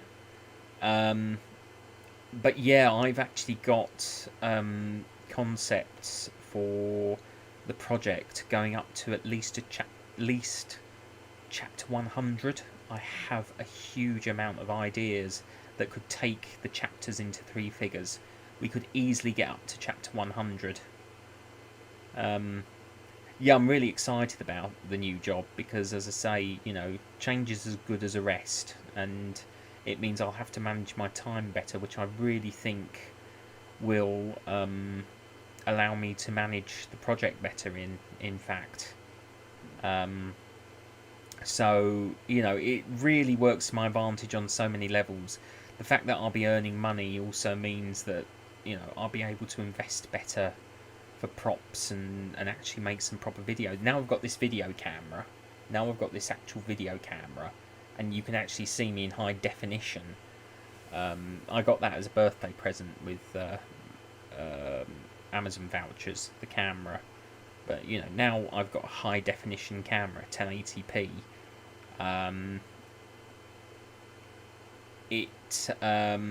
You know, it's really opening the doors. Plus, I've got my my Blue Yeti microphone as well.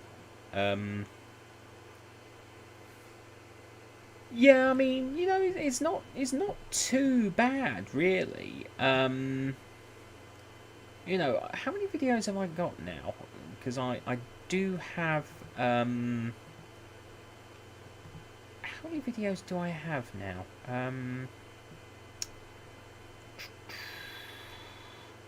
Yeah, 162 videos, 30 of which are Lord of War and Heartache. You know, there's a lot of older videos as you scroll down, going back a year. I mean, you know, I've seen some channels that sort of shoot up in numbers overnight. You know, it's taken me a year to reach 384 subscribers. Well, it's taken me over a year to reach 384 subscribers, and I have seen. I mean, I've seen a lot of channels that get to 1,000 subscribers within a month. But as I said earlier, you know, I'm kind of happy with the status I'm in. As much as I'd love the community tab, I would, you know, the fact that it is a small channel with a small number of subscribers kind of really does make it special to me, because, as I say, these live streams are so much more personal. You know, the more people you have in a live stream, I think you miss out on so much in the chat that I think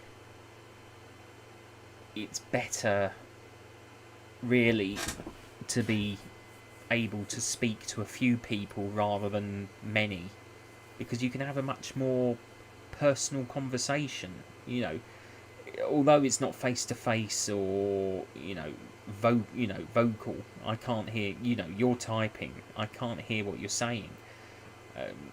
You know, I can't hear your voices, but it makes it so much more personal for me, because you're here talking with me and I'm able to actually respond to you. The chat is not going up so quickly that I'm missing your comments. It's not shooting up so fast that I'm only sort of seeing the key, you know, those key comments that that most people sort of exactly a deeper connection. That's what I like about it. It's funny because I have nearly I have nearly 2,100 followers on Twitter, and I think only about, I would probably say, not even 10% of them actually respond to what I tweet. You know, you normally, when I see things on Twitter, it's the same people reacting to my tweets all the time. There's a lot of people that follow me and I follow in return who don't actually interact with my tweets. And that's not a bother to me. That is not a bother to me whatsoever. You know, that's entirely their choice. The fact that they're following me and they've taken enough of an interest in my, you know, feed and timeline to actually be there is enough for me.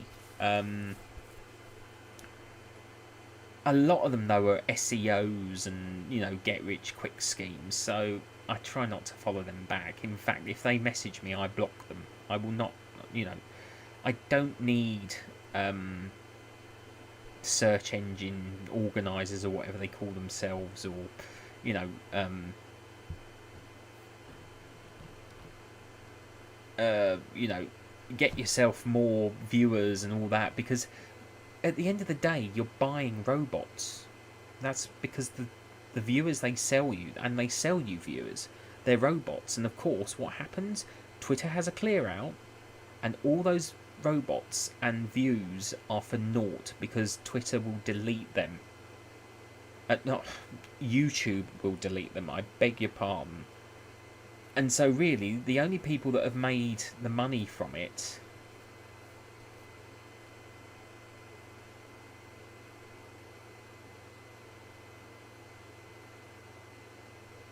Yeah, exactly. A small pack. It is, it is better to have. I mean, let's face it. You know, King Arthur and his Knights of the Round Table. There were only 12 Knights of the Round Table. He didn't have a whole army of knights. He only had a small group at the very top. So it kind of makes sense. Just.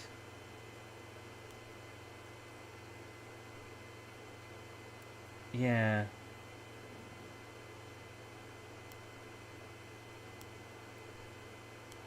So it's.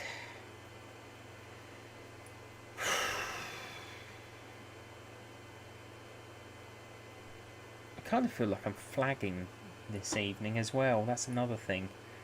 I kind of feel like I'm flagging because there's so much I want to talk about regarding what I'm up to with the story, but there's so much I don't want to give away because it's really exciting stuff. And there's some big ideas in the pipeline. And as I say, if anyone ever wants to participate, contact me through Twitter, contact me through Instagram, contact me through my email. It's all there. You can always contact me, and I will keep saying that because it is. Yeah, I mean, I love being. I've just seen your comment, Pink. About better quality feel for the community. I absolutely adore being part of this community, the ASMR community. It is one of the best communities I've ever been. I mean, I love all the communities that I'm part of, but the ASMR community is, in my opinion, the best community I've ever been part of, on social, in regards to social media. And now I'm going to say this, and Ronin, I think you will know what I'm talking about. So let's not dwell on it. There has been issues in the past, and there has been situations involving individuals, and we know there's situations. However, from my point of view,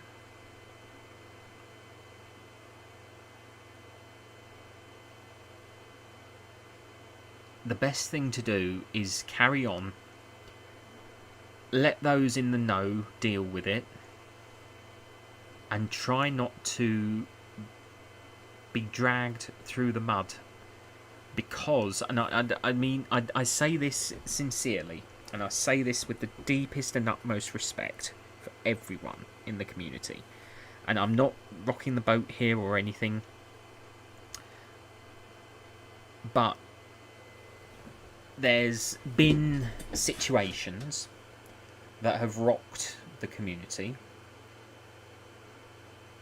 and it is difficult to talk about, so I'm not going to dwell on it. But what we need to do is work as a community. Now, the thing is, there's been situations that have perhaps divided the community, and there's been pressure in the community.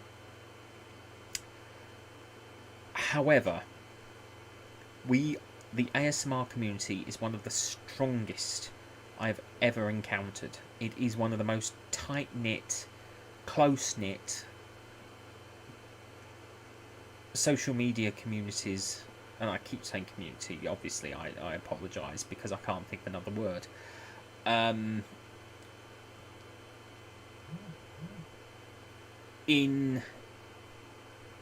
YouTube and on Twitter, it is a really strong community. And in truth, yes, there are issues currently going on. Hi, Mysterious. Thank you for joining me. I'm just waxing lyrical here, so I've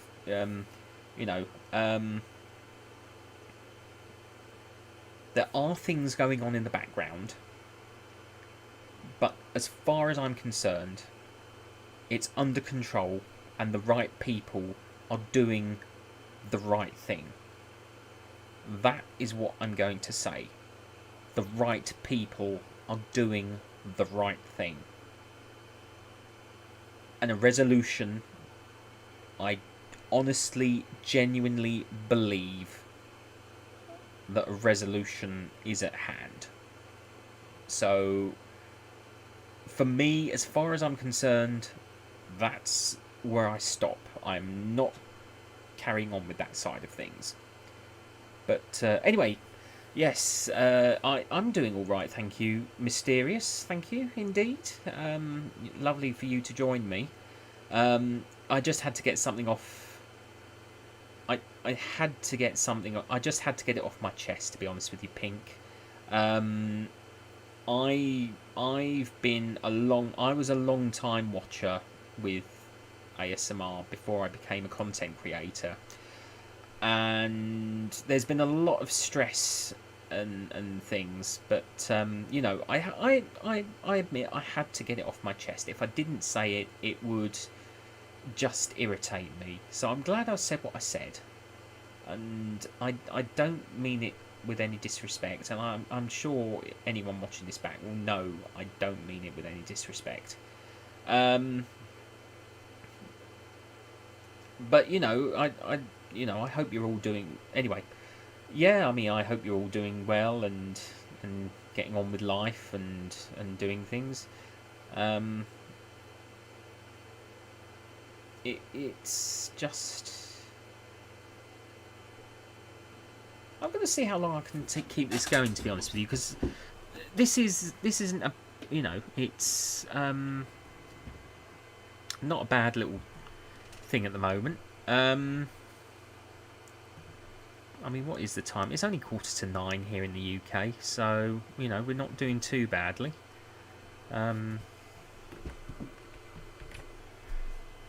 Might just throw out another tweet, let people know I'm still live.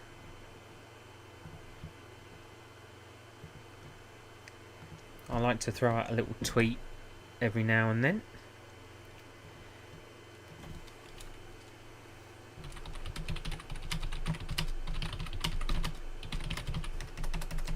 Please do come and join the chat.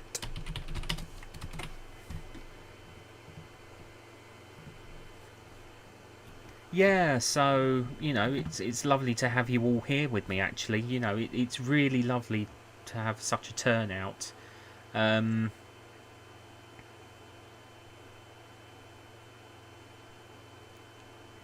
well, you're probably you and Jesse, especially you and Jesse, are probably two of the best supporters ASMR has ever had. We deeply respect you both in this community, and I know there's a lot of people that speak very highly of you both, Ronan and Jesse. Indeed, incredibly highly.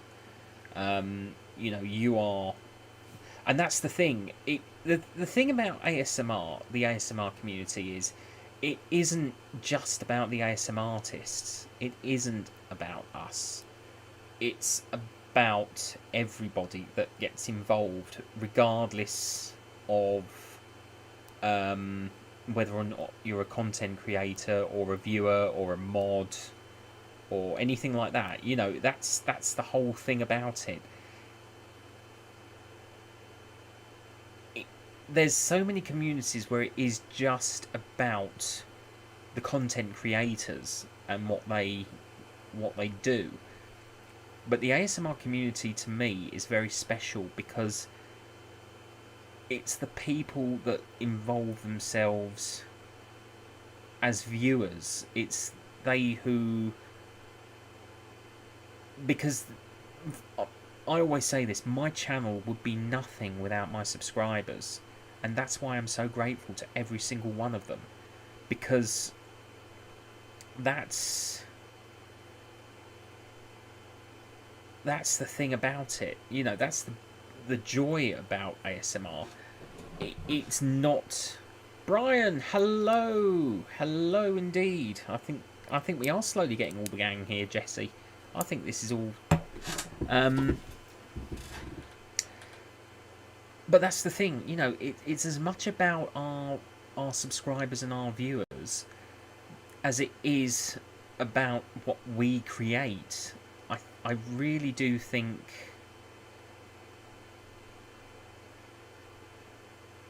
I really do think that it wouldn't have lasted as long as it has. You know, ASMR as in general would have lasted as long as it has if we just made it for ourselves. I don't think it would have. Does that sound right? I think I know what I'm trying to say. Oh, don't worry about it, Brian. This wasn't even planned. I didn't even plan to live stream this evening. I just sort of, I just wanted to. I had a lot that I wanted to get off my chest, to be honest with you. I've, as you know from Twitter, I've hit a creative drought, and I just wanted to get it all off my chest, really, verbally, rather than typing. No, it's lovely to have you here. It absolutely lovely to have you join the chat.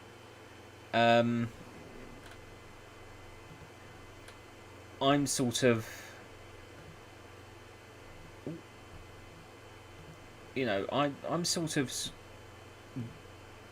getting through the days now. That's the thing. It's not. I'm not struggling. I won't say I'm struggling, but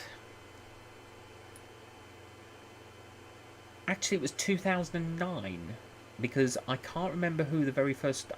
Because back then it was known as the Whisper community. It was never even known as ASMR. It was called the Whisper community. And I, for the life of me, 2012 was when I believe Gentle Whispering ASMR uploaded her very first video. And that's when it sort of all started to explode and become what we know today. In fact, no, I think she uploaded her first one around, I want to say 2010.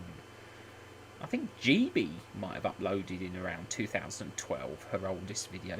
Because some of them have, I mean, when I first started watching ASMR, you had people who have now disappeared. Whispering in Blue doesn't exist anymore. Whisper Crystal, she disappeared off the face of the earth. No one knows what happened to her. Her latest video is 8 years old. Her newest video is 8 years old, and no one knows what happened to her. She just vanished from the community, and she's not been heard from since. It's a complete mystery. There's whole Reddit posts about Whisper Crystal online because it's such a mystery. Whispering in Blue disappeared. There was also Whispering Buddha. she doesn't create content anymore. Then there was Veni Vidi Volpes, who disappeared, stopped making videos. Who else? There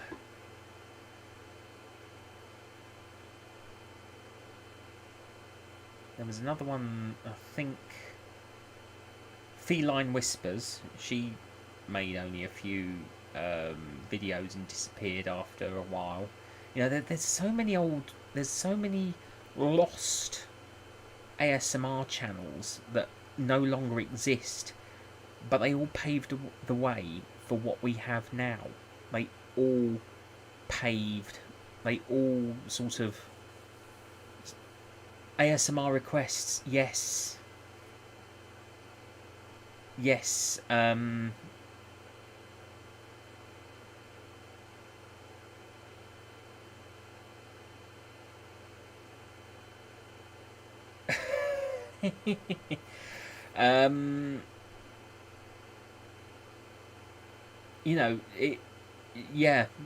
I mean, she only ever made 2 parts, but she did a sci-fi thing called Departure, which was absolutely divine. It was a sci-fi thing, and she only ever made 2 parts of it, but it was going places. The potential, because she did, the second part was done partially with Heather Feather ASMR, whose channel is dormant. I don't think she's actually stopped, because she does seem to still be active on other parts of social media, but her channel is definitely dormant. I mean, one of my favourites and one of my is Jellybean Green, JB. If you've ever seen Jellybean Green, or if you haven't, I recommend you go and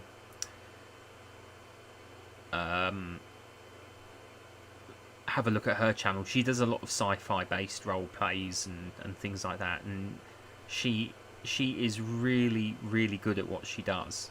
And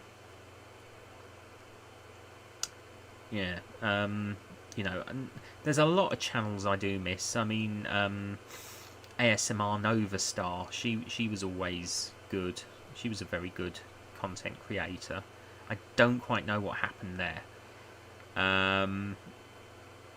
I did have a list of all the channels I used to be part of. There's so many what I refer to as lost channels now, where all the content has gone.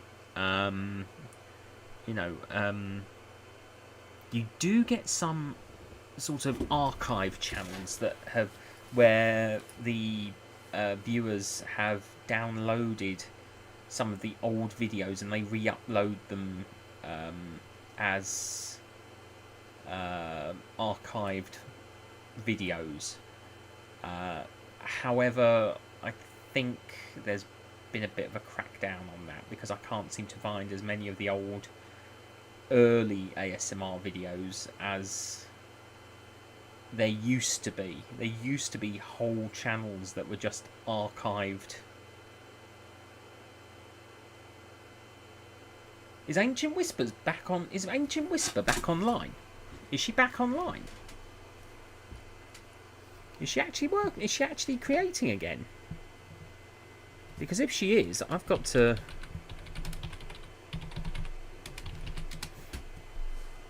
I didn't realise...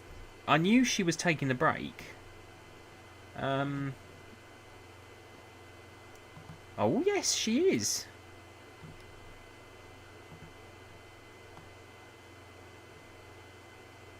Oh, yeah, she had a video up 4 weeks ago. That's brilliant. If she's active again, yeah, because I kind of go through a stage where if channels have been inactive, I do kind of unsubscribe from channels that have been inactive for a certain length of time, because clearly it's clear to me that they're not going to be active anytime soon. So I do kind of unsubscribe from them so I can subscribe to more active channels. Um,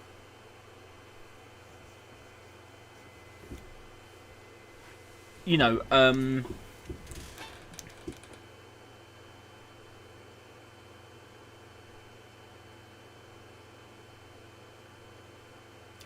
I think I know it's. I always feel bad when I unsubscribe from a YouTube channel, especially if they're smaller numbers than my own. But the thing is, if they're not active, I do. I know it sounds wrong, and it is wrong probably, but I try to support those who are active in the community. I would love to absolutely support everybody that I could. However, I I want to be able to give encouragement to those who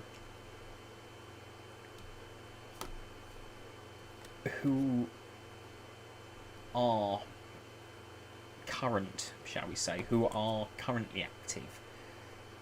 And also I do find myself unsubscribing from channels where they have no content whatsoever. And the thing is, yes, I feel bad because they're probably going to start making content soon. But if there's nothing for me to support there, I feel that I should be supporting channels that I do feel guilty for it. But the thing is, if there's nothing there for me to support, I have to make that judgment. And I'm not a judgmental person at heart, but I have to make a call where I do have to be honest with myself and say, well, this individual isn't actually making any content, and it doesn't look like they're going to be making any content anytime soon. You know, I always go by the date that they joined YouTube. You know, they started their channel. Well, in truth, Ronan, because I do have exceptions, of course, and I'll be honest with you there. I do have exceptions. If I know someone really well, like your good self, then I will support regardless. You know, I will, because it means that even if you don't have any content,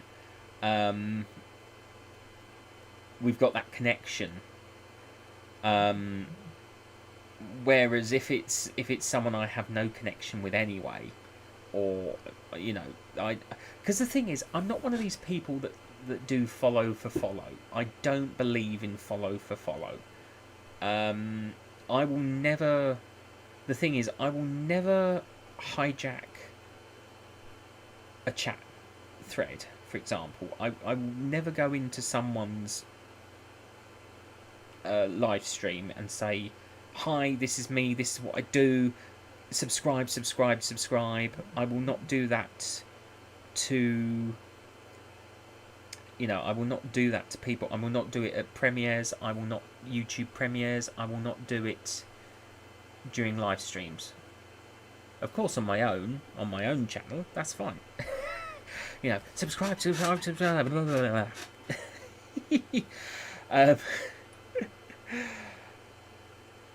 Dear. I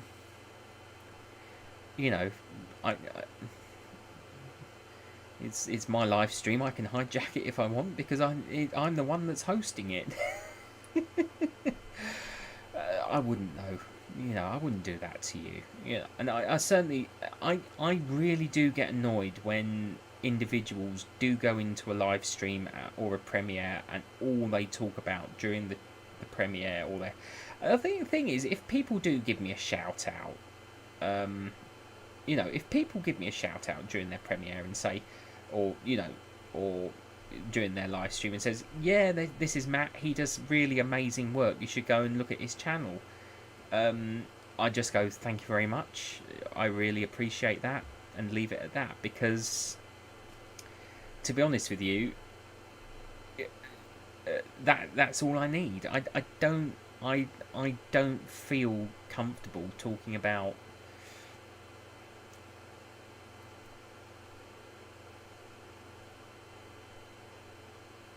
it. It's, you know, it's just, first of all, it's the height of rudeness. It is the height of rudeness because it's someone else's feed, and well, it's bad manners. It is bad manners.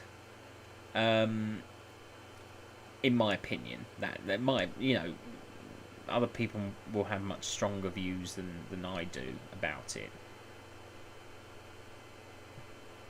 And it is irritating. I do get irritated when people do start to take over the chat and sort of point it in their direction, really, when it's the content creators.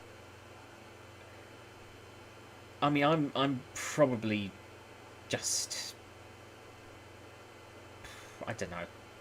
I really don't know. It's been a long day. But you know, I've been a supporter of the community for a very long time, much like you, Ronan. You know that, but it's only in the last year that I've actually started to interact with the community. I mean, for many years, I didn't even drop a comment. I didn't, you know, I just liked videos, or you know, I didn't interact with anybody in the community. I was the silent viewer, and all of a sudden, you know,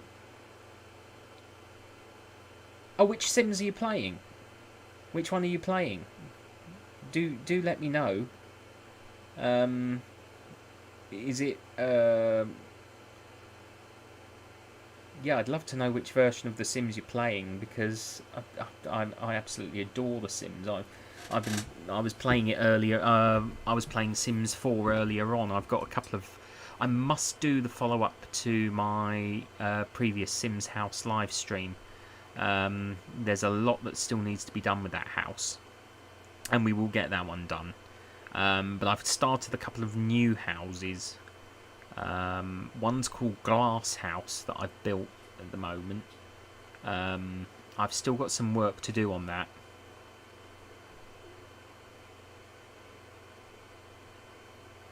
Well, that's the thing, Ronan. We need people. Oh, Sims 4, fantastic. Are you by any chance, Pink, a member of? I've got something that might interest you. Do you play on PC or do you play on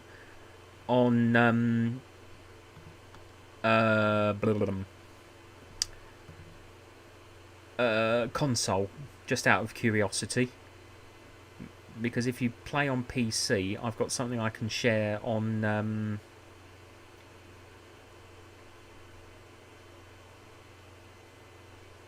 Oh, that's always, yeah, that's always complicated when that happens. I don't think my on PC. I've got something that might be, you might know about this, you might not. But I love this thing. I absolutely love this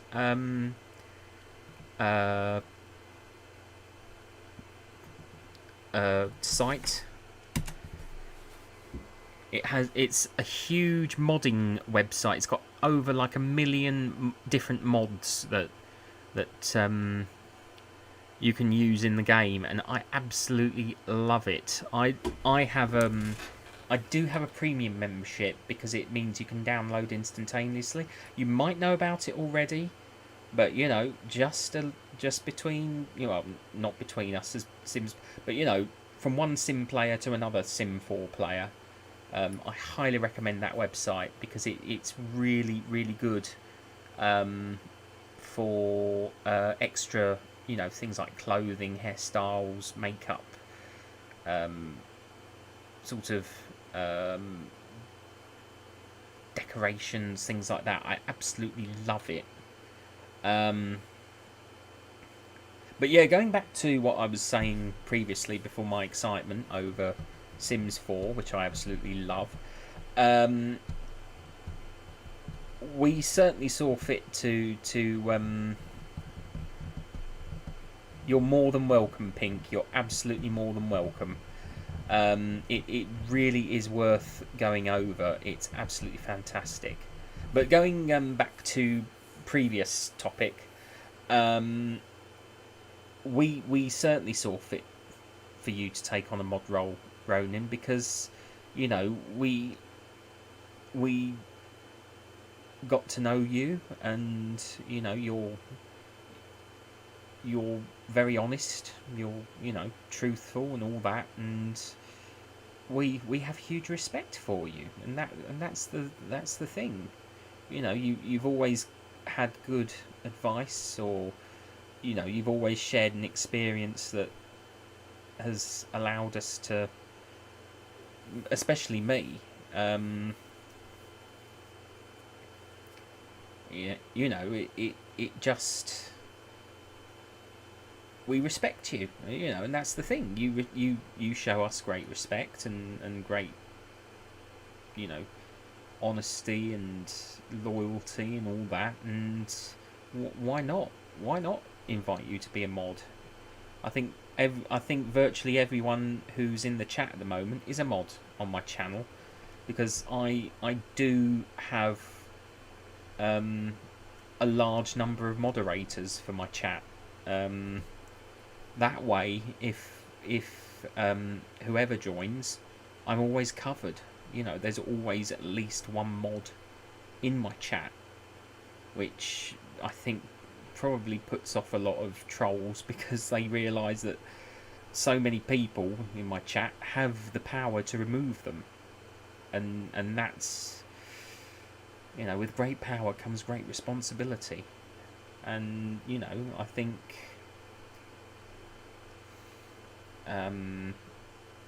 it just makes sense to have as many people from the community as a mod for a channel, because it just makes things so much easier when troublemakers do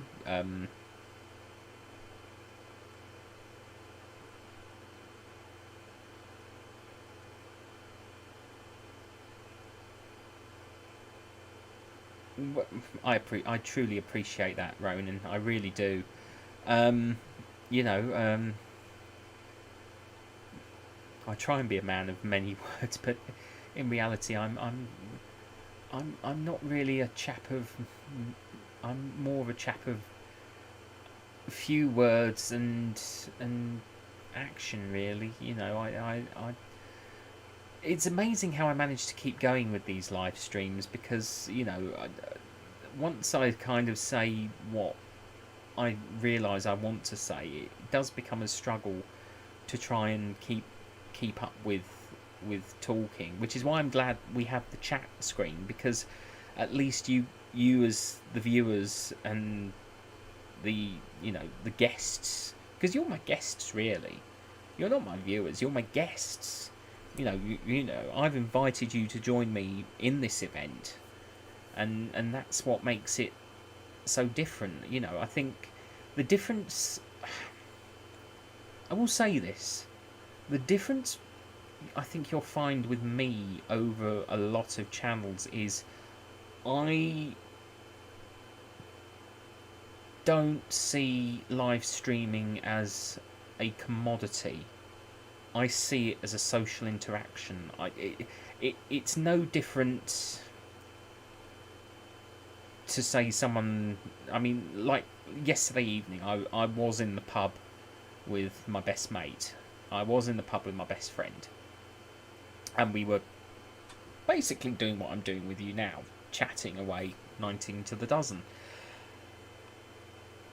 And I think that's where, because the other thing is I don't have any sponsorships, so I have nothing to lose and nothing to gain from these live streams. I do it because I enjoy interacting with my subscribers. I do it because it gives me a great sense of satisfaction to be able to speak with you in real time.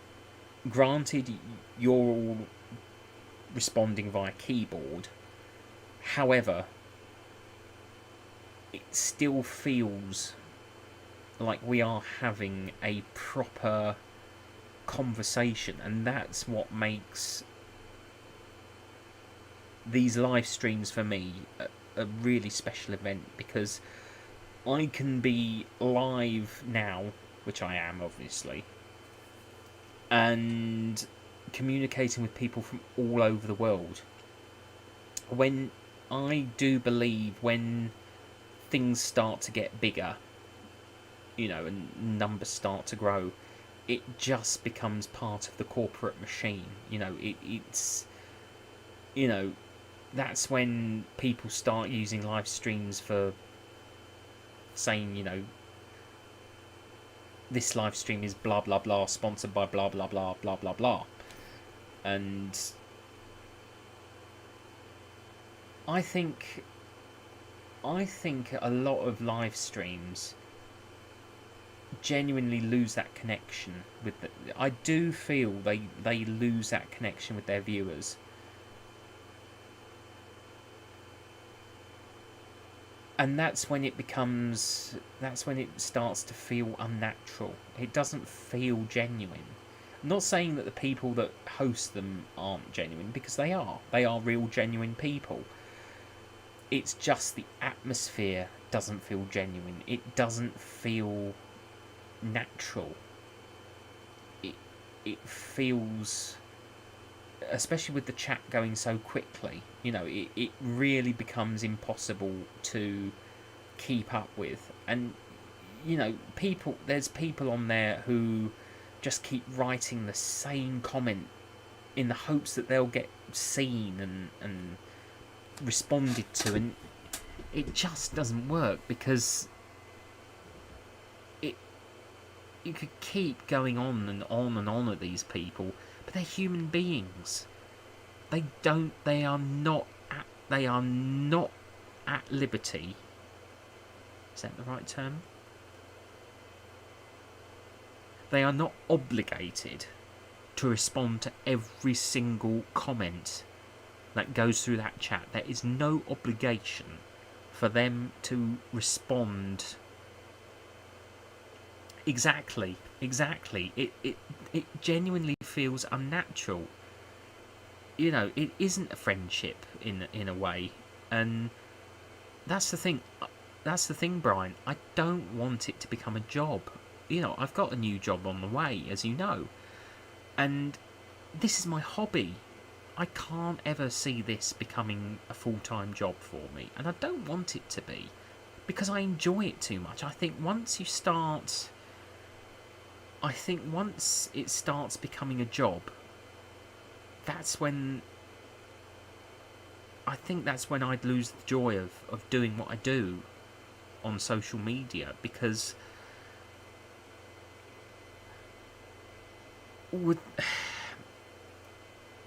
if anything happened at that point,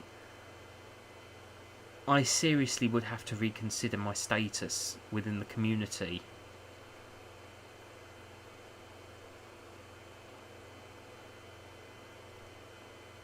Exactly. It loses its sense of intimacy. What's the word? Platonic intimacy.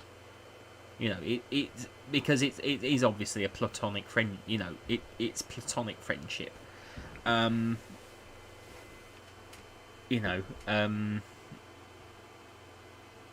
If that's the right term to use. Sorry, my back's playing up again. And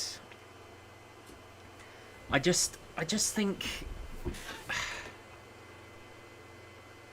I mean, I've visited Livestream. I have done Livestream, and I'm almost too scared to even put anything in the chat. I genuinely am too scared to put anything in the chat, because I've never interacted with these channels before, per se.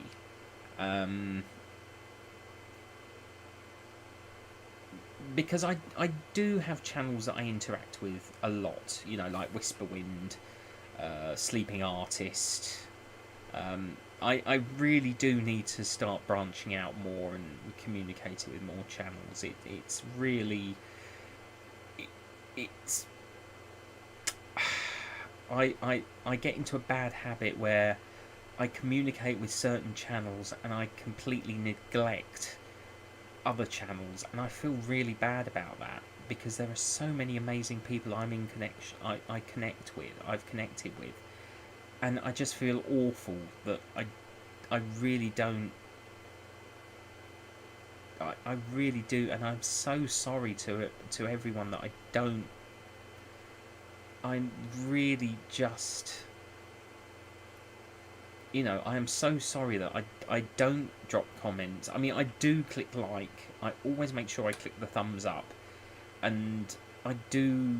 If I remember, I have a playlist called ASMR by other ASMR artists that I do add videos to, but I just lose track. The problem is I lose track of who I'm subscribed. That's why I'm having a tidy up of who I'm subscribed to, and so that I can better manage all the channels that um, I'm involved with as a subscriber, and be able to better communicate with them, because at the moment my whole YouTube subscription list is a bit of a mess. It really needs sorting out, and if I want to actually subscribe to new channels and support them, then it's the best way. I need to reassess the sort of state of my channel in regards to subscriptions.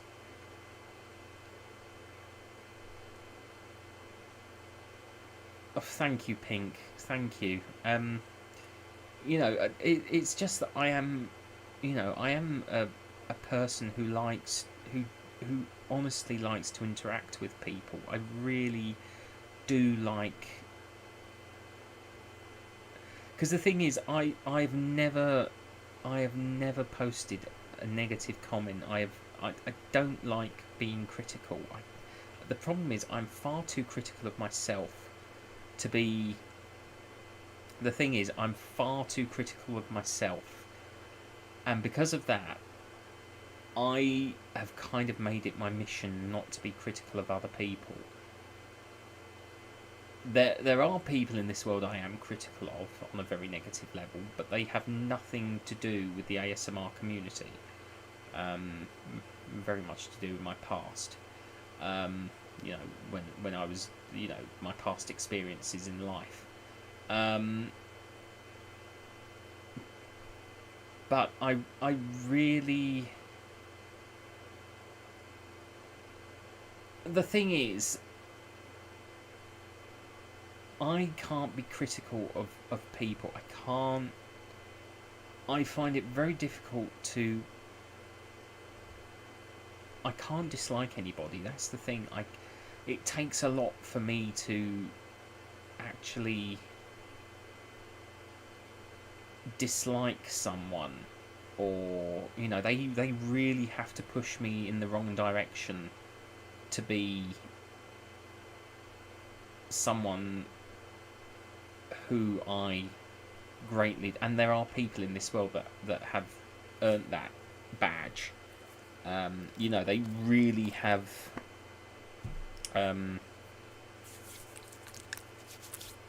sort of played the wrong hand with me, and tried to, because they thought they were better than me, they sort of pushed all the wrong buttons, shall we say, and drove a wedge between them and me, and sort of, let's just say, caused some damage. To be very polite, very long story. I won't tell it now. In fact, I don't know if I'll ever tell it. But if I've ever told you the story, you will know it. Anyway, as I said, I can't be I honestly can't be horrible to people. I find it very difficult to be critical. I find it very difficult to, because I've faced so much adversity and bigotry and all that in my life because I'm autistic. I'm probably one of the most empathetic people I know.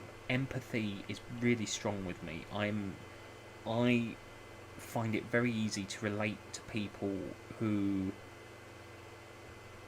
have had issues in their life that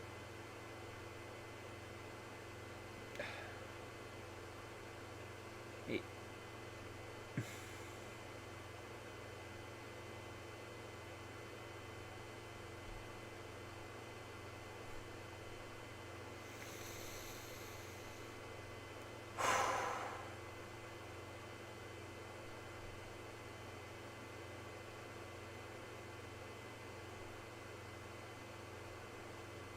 there's things I was gonna say, but I can't bring them out. They there's things I was gonna talk about, but I really don't think I can. It's just too much. It's just too much to even think about them, because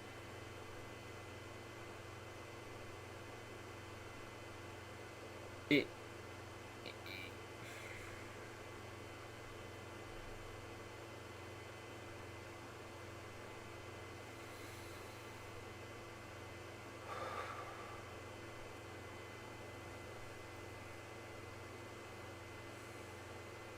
I'm sorry. I'm so sorry.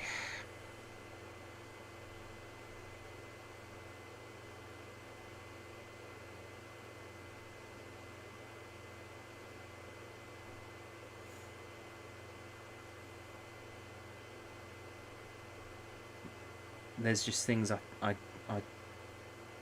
I don't know if I'm ever ready to say or to discuss openly. It's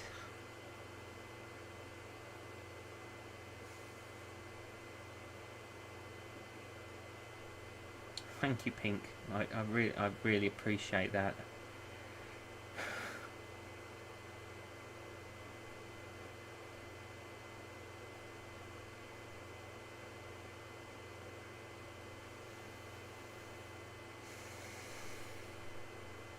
I'll be fine. I'll be fine. Just things trigger, and things happen, and you suddenly have a memory or something comes to the forefront, and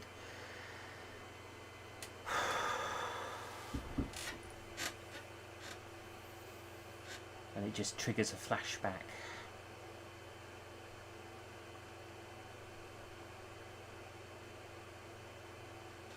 Thank you, Tessa. I really appreciate that.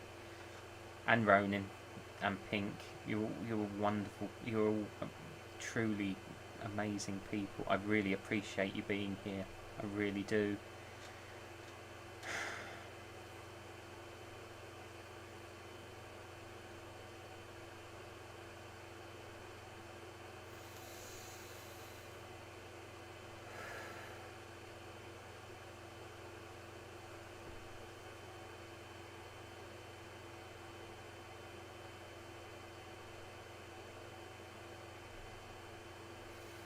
There will come a day. There will come a day when I can really tell my story. I talk about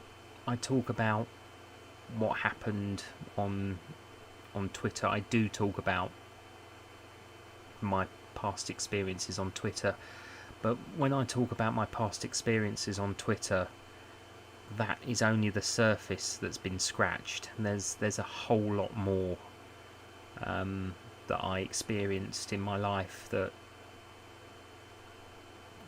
sort of...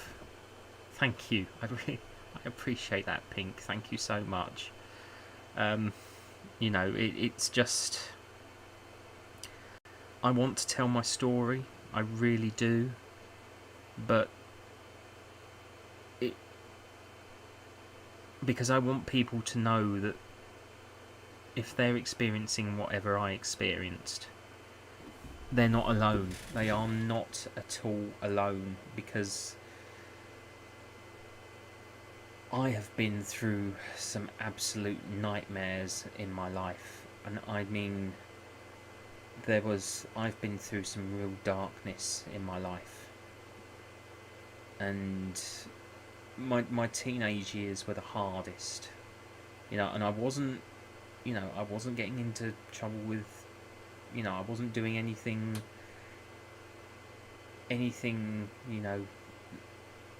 bad, but I really was dragged through the mill mentally, really dragged through the mill on a mental level at school. And as I say, if you're familiar with me on Twitter and you've seen my story on where I've spoken about my story, that because I seem to find it easier to type it than to actually speak about it verbally.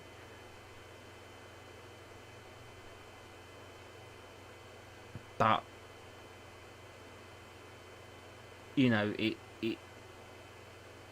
it's something I want people in my position to know. They are not alone, that there are people out there who have experienced the negativities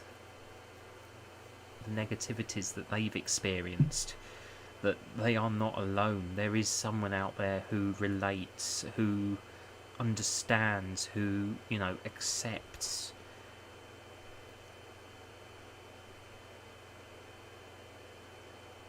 And it just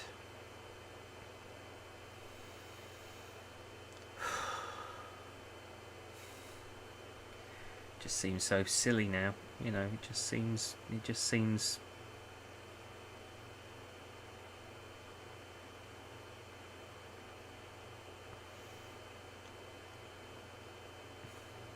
thank you, Pink. For so many years, I was constantly told how weak I am, but it's not weakness. It's just the fact that I guess I'm just not ready to sort of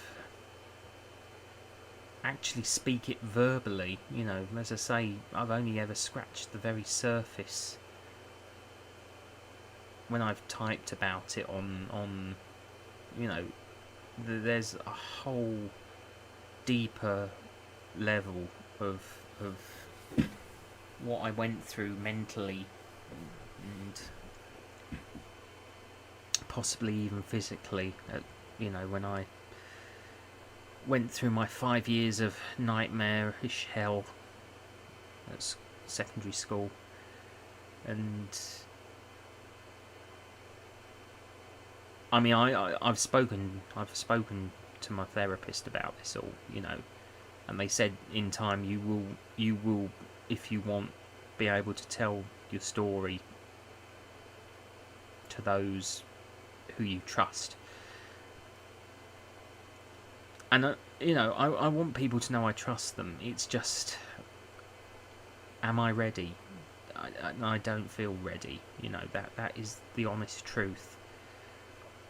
It's been over 20 years now since I left school, and I left school at 15 because my birthday's in July. So normally in Britain you leave school at 16, but obviously because my birthday's in July, I left in the June, so I left at 15 rather than 16. And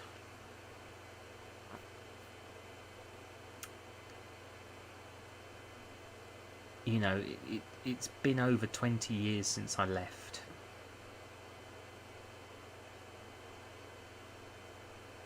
And to this day, I still feel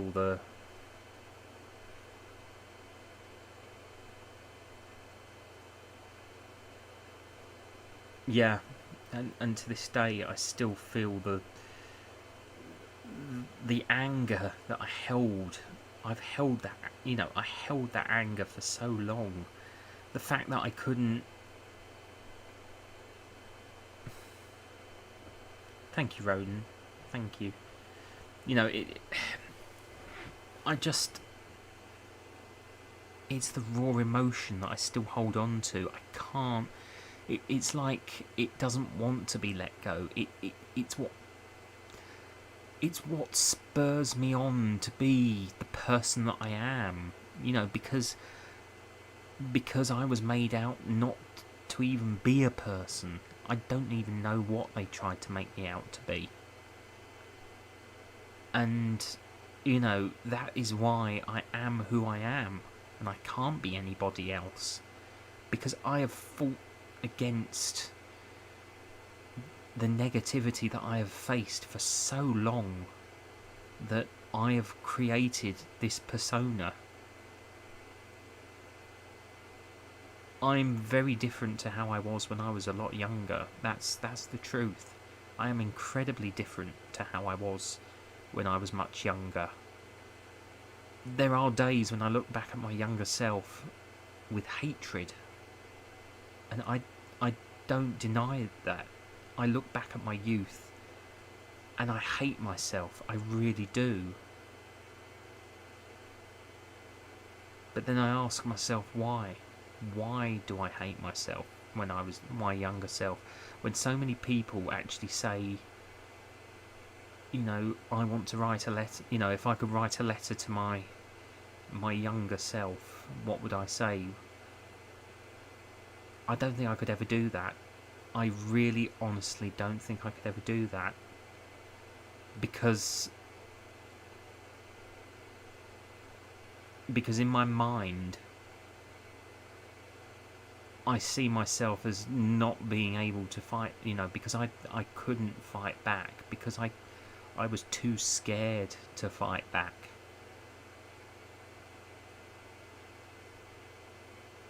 And that's the truth. I was terrified back then. I was absolutely petrified.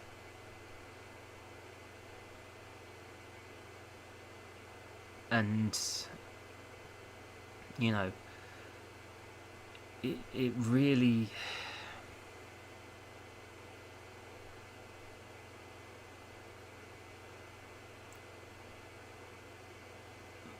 the negative experiences changed me beyond recognition. There were times, there are still times today when I can't look at myself in the mirror. Or there are times when I wake up and I ask, who am I? Why am I?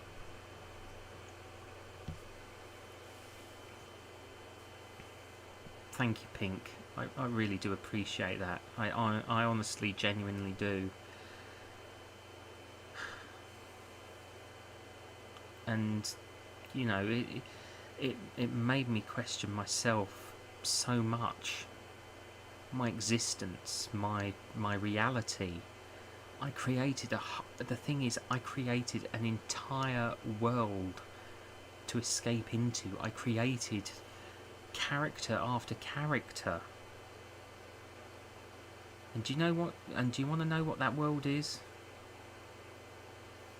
The continent of Monarcha. That world is the Lord of War and Heartache. That world saved me so many times in the past. And, it and it's my way of giving back to, sharing that world with people is why it's so special to me. The fact that I can bring alive all the people that I created all those years ago, that I could retreat into. Because it's not me reliving the memories that cause me pain.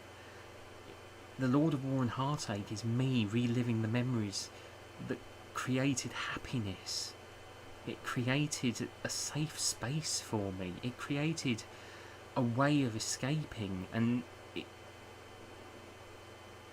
it was like a safety net. It really was like a safety net for me. And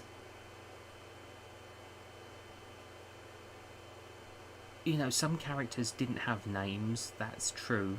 Some places,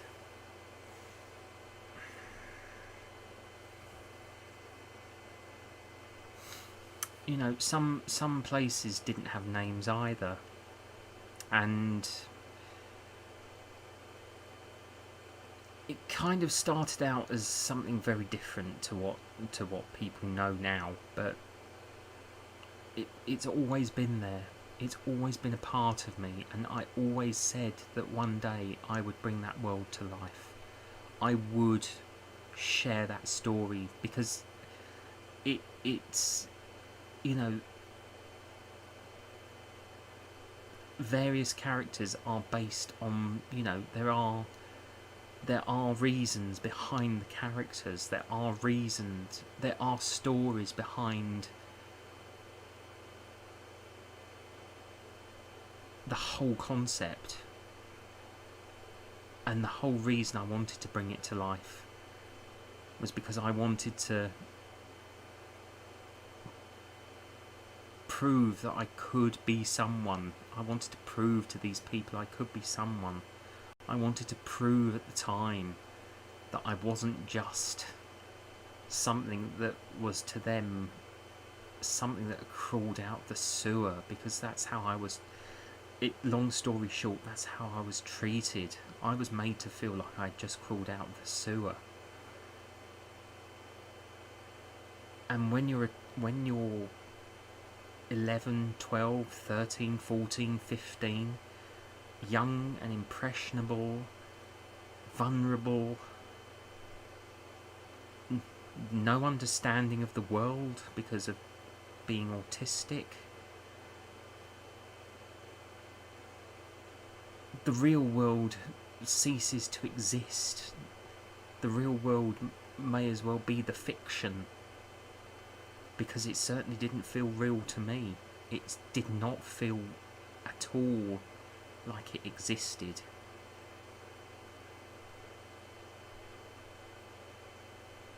I really...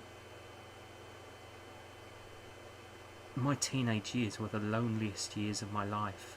I had friends. I was the only one from my town at my school as well, and I felt rejected from day one. I honestly felt rejected from day one.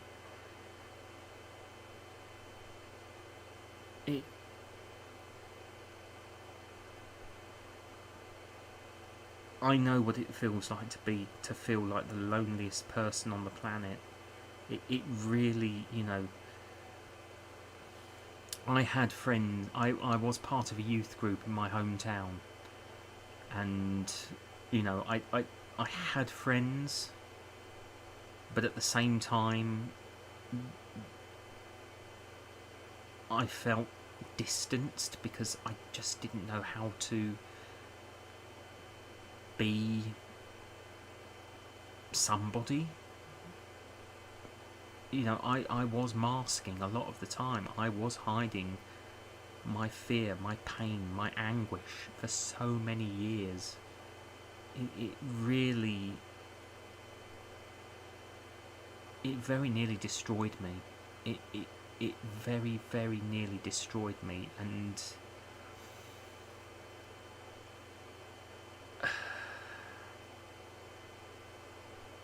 No, that's exactly what my therapist said to me, Pink. Thank you. That's exactly what my therapist said. And the fact that,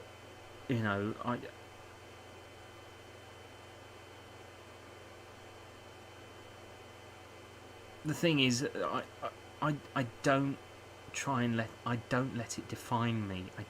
I don't ever want to let it define me, because none of it is who I am. That is why I am the way I am. That is why people know me for the way I am. It's not a persona. It is genuine. I am who I am because I never wanted to become those people.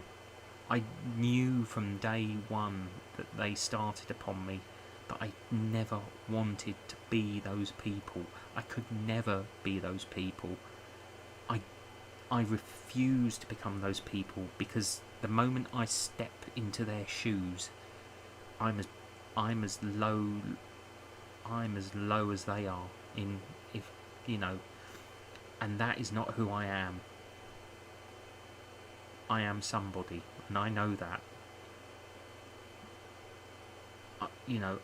I can be anybody that I want to be, and I know exactly who I want to be. And he is talking to you right now.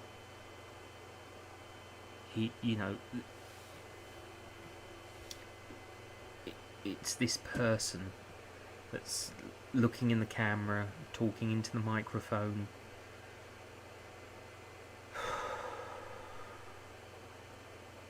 pouring his heart out.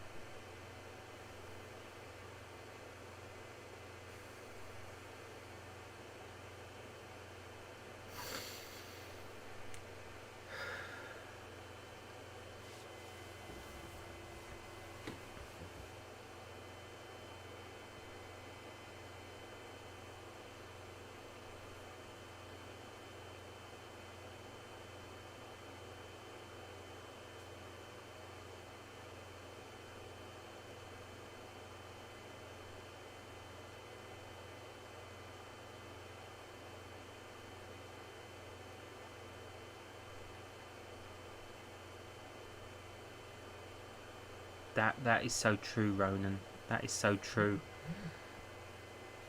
If I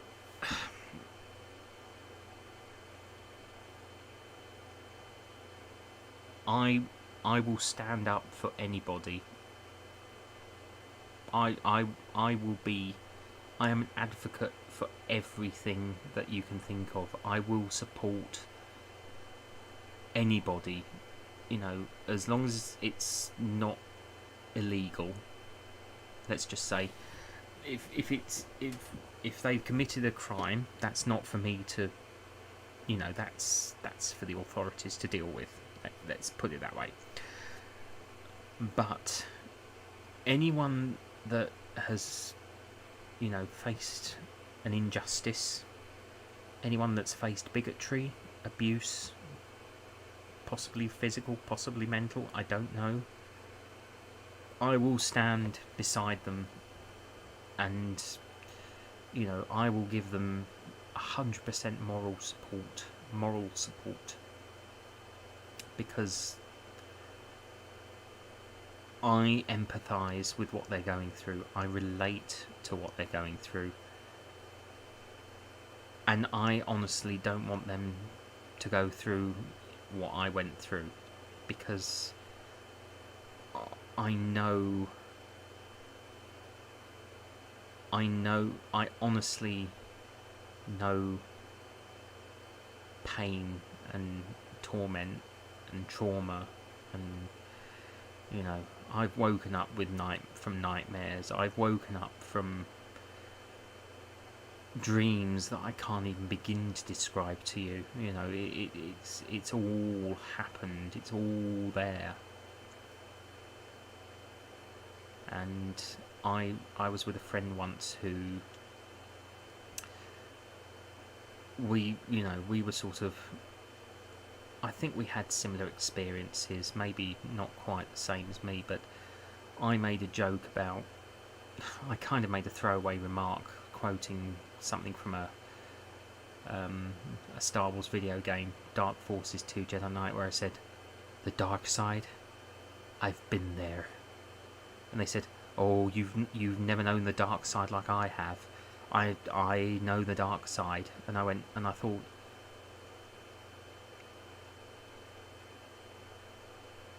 to myself, yeah, but the big difference between you and me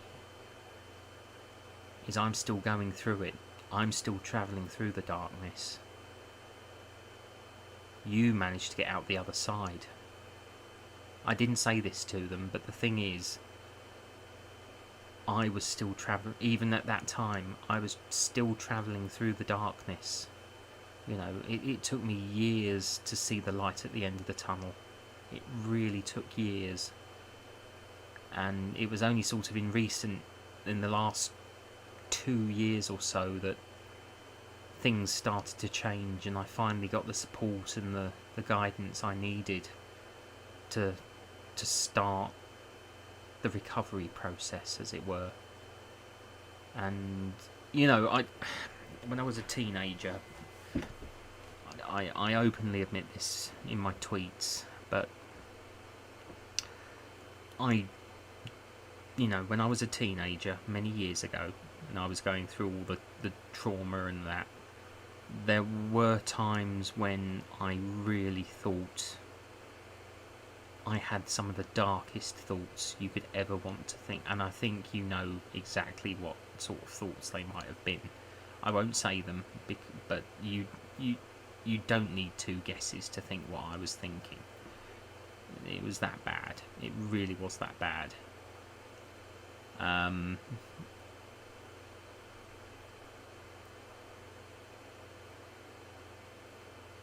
And you know, I thought to myself, well, if that happened,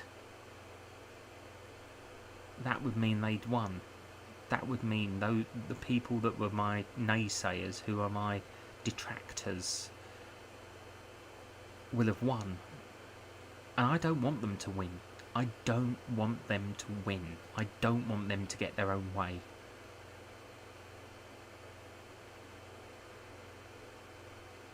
Living is the greatest victory you can have.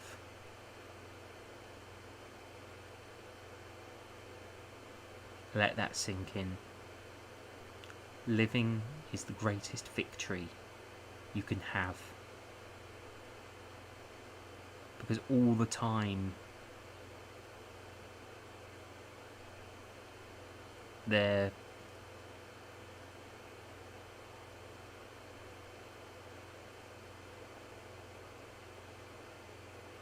yeah, indeed, there will always be someone trying to one up, and put it this way, I haven't had contact with that person for years. I think we just drifted, to be honest with you, but I haven't had contact with them for years, and it really. The thing is, I'm much more open than I used to be. I used to be a very closed book. I still am. You know, the anxiety. It's why I'm so wary when people do contact me, you know, saying hi on social media like Twitter and I'm just checking to see if I've missed anything on the chat. I don't think I have.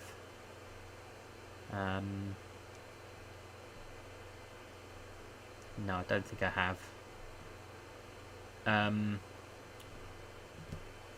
You know, I really.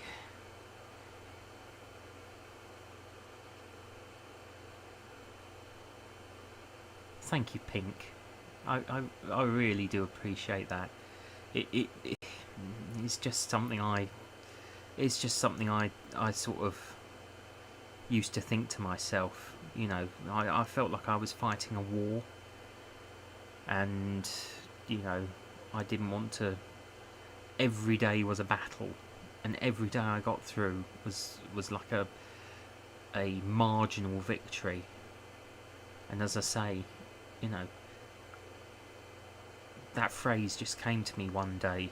You know, living is the greatest victory you can have.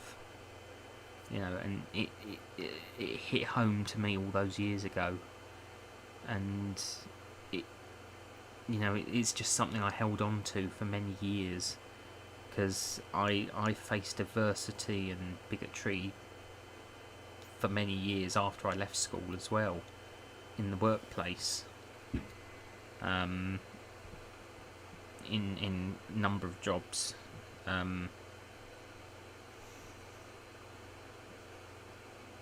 But that's a completely different story. That's something where I kind of learnt to fight back, but not in the way that, I didn't fight dirty like they did. I was much more, I felt able to fight my corner in that situation, but that's a completely different story, because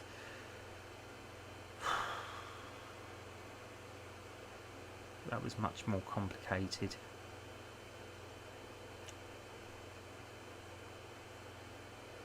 But I am Ganna. I am. Thank you for joining me. Thank you very much, and thank you for the drawing as well. Thank you very much. Yeah, you've caught me sort of. I won't say at a down point. I will not say at a down point, but I've kind of opened myself up in this live stream, and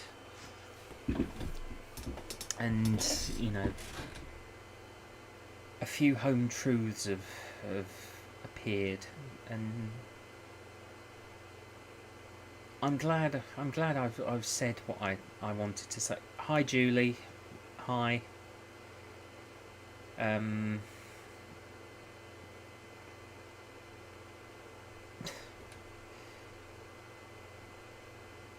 That's okay, Banana Muffin. Thank you. Yeah, it's just I think I've just poured my soul out to YouTube. Really.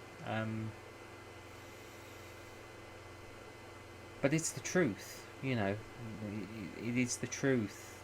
As hard as it is, they always say the truth is the hardest thing to explore.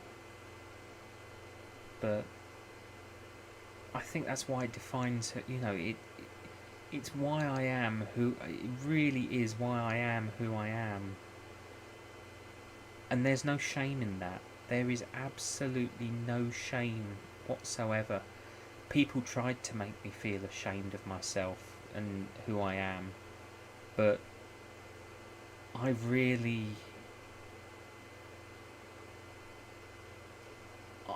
have nothing to be ashamed of. I really you've missed well, what have you missed, Julie, really? It's I just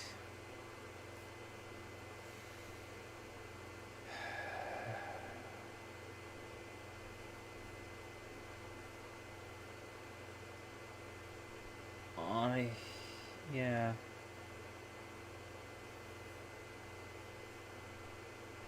You don't expect to do a live stream and then pour your heart out, really, over it. This is quite an unusual. I think this has been one of my more unusual, because it started out quite upbeat, and I didn't mean it to go this way. I don't think.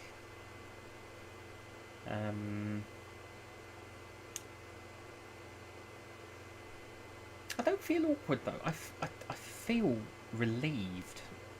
I will be honest with you. I feel very relieved, and I'm so grateful that you stuck with me all this time whilst I was talking. And you were all at liberty to sort of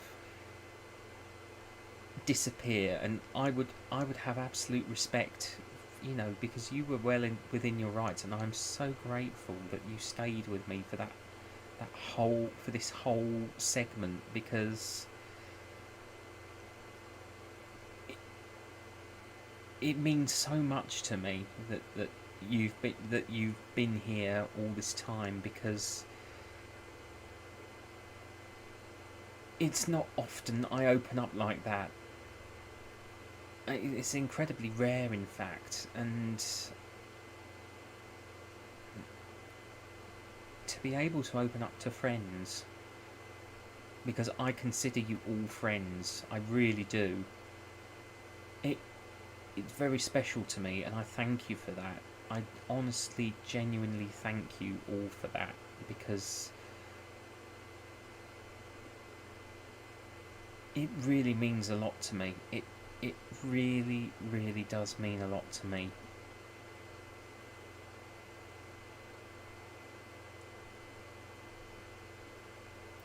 You know, it's...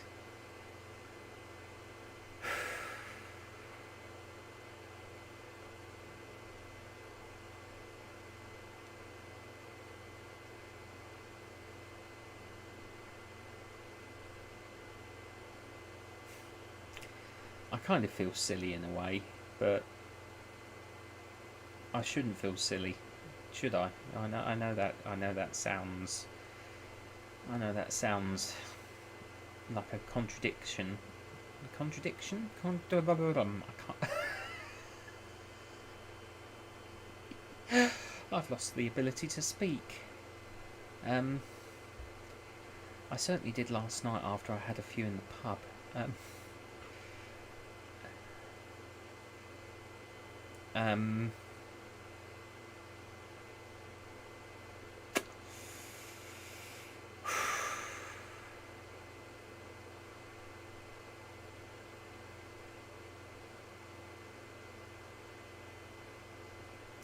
Anyway, enough of this serious talk. I think we've had enough pensive, and shall we get on to something a bit more merry? And I think so. I'm in no rush to head off or anything. I mean, we've been going for over 3 hours. Good grief. Time flies when you're enjoying yourself, or you know, being thoughtful. Yeah, I'm in no hurry to rush off. So you know,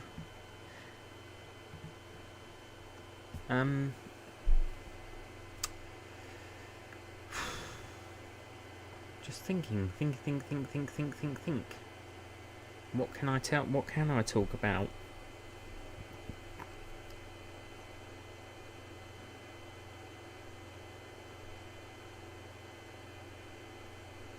Well, I suppose I could talk about a few of my ideas that I was talking about earlier. I don't have a problem with that.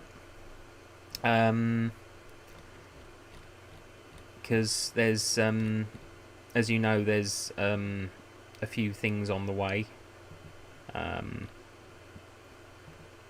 So...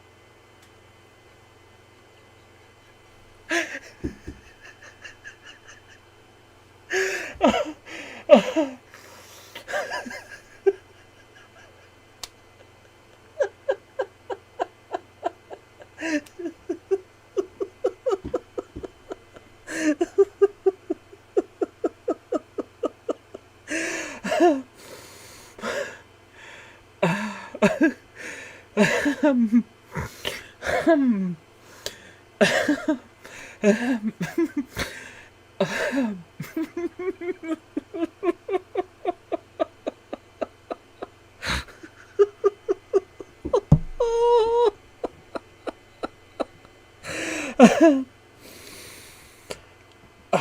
God. Oh. Oh. It's not difficult, Julie. It's not difficult at all. Oh. Do you reckon Jess will need? Do you reckon Jess will need any more laughter like she did when I played Happy in the Snow White collaboration all those months ago? Oh dear. Definitely error 404. I needed that. Thank you, Ronan. Ooh.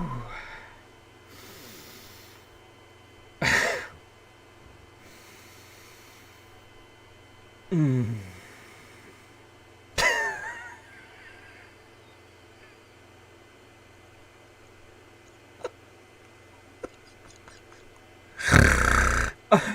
I'm so sorry. Mm.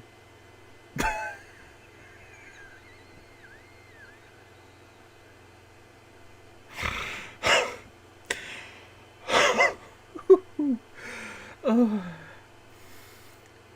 Oh.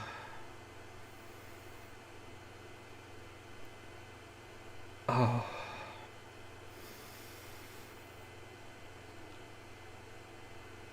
Are we going to go Austin Powers where they all go ha ha ha ha ha?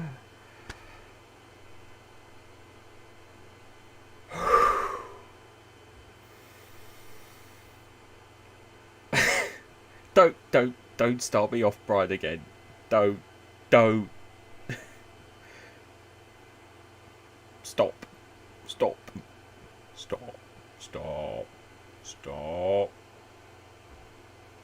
Leave it.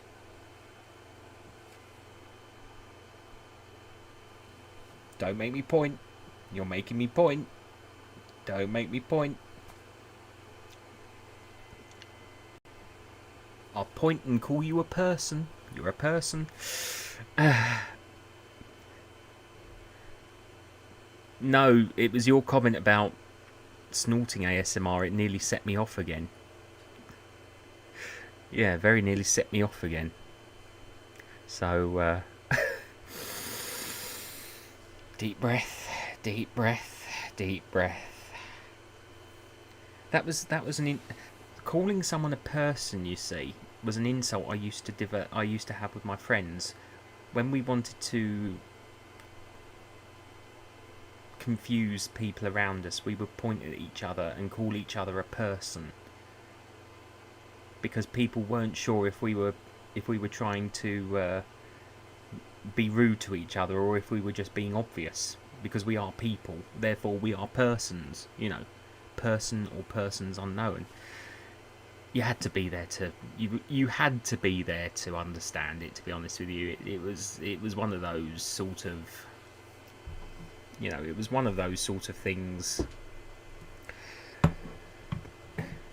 We used to bimble a lot as well. We used to go bimbling, which was walking around town with no... And then we used to sit on the traffic island.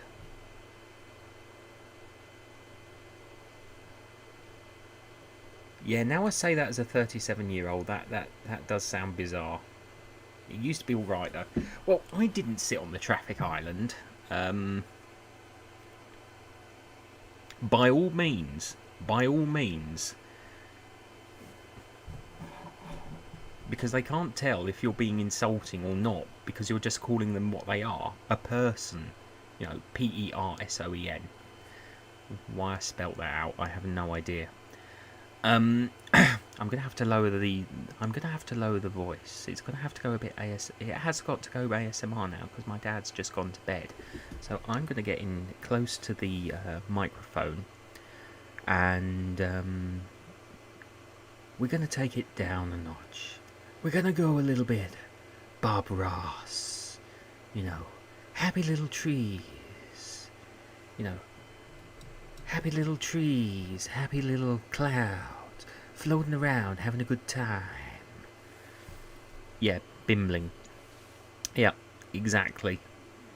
Doesn't actually mean anything, it just means wandering around aimlessly with no with no well, just means that wandering around aimlessly with nothing in mind. And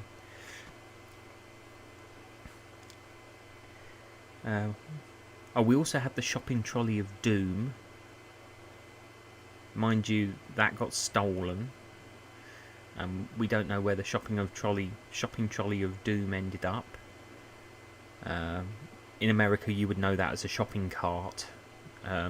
You know, the supermarket trolley, supermarket shopping cart, or whatever it's called in America. You know, yeah, I'm taking. It's Sunday night. It's 10 past 10, and we're taking it down a little notch. And I'm going a little bit Bob Ross. You know, happy little trees.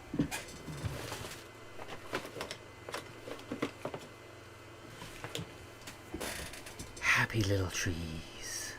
You know, how about we do, you know, and just beat the devil out of it, you know. I like Bob Ross. He was my first ever taste of ASMR. And this is my American accent. It's, we're gonna play. You're listening to ASMR Radio. We're gonna play a little piece now. It's called Sea Shanties by Frivy Fox. Who else? Or, we're now gonna play GB's Greatest Hits. ASMR Shani sings the blues. You know. Maybe I should do an ASMR radio roleplay where I put on. I mean, what do you think of my American accent? Is it good? Is it bad? Is it worthwhile? I don't know. It sounds to me a bit more southern states, but you know, if anyone joins this little live stream right now, they might actually think I'm American when I'm actually British. You know. But that's the point when you're a voice actor. You can turn your voice into anything that you want it to be. You know. Smooth jazz on ASMR Radio. Yeah.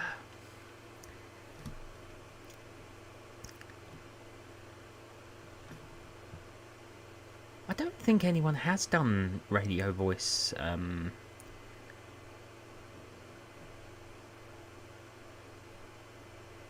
don't think anyone ever has done ASMR radio voice. But I'll tell you what, as we're live, how about I try? If Frivy Fox can do it and GB can do it, how about I try some ASMR singing? How about I give that a go?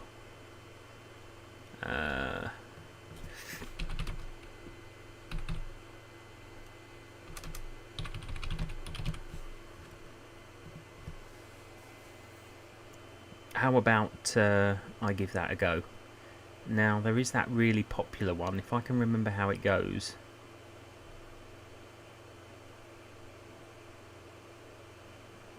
Oh, there we go.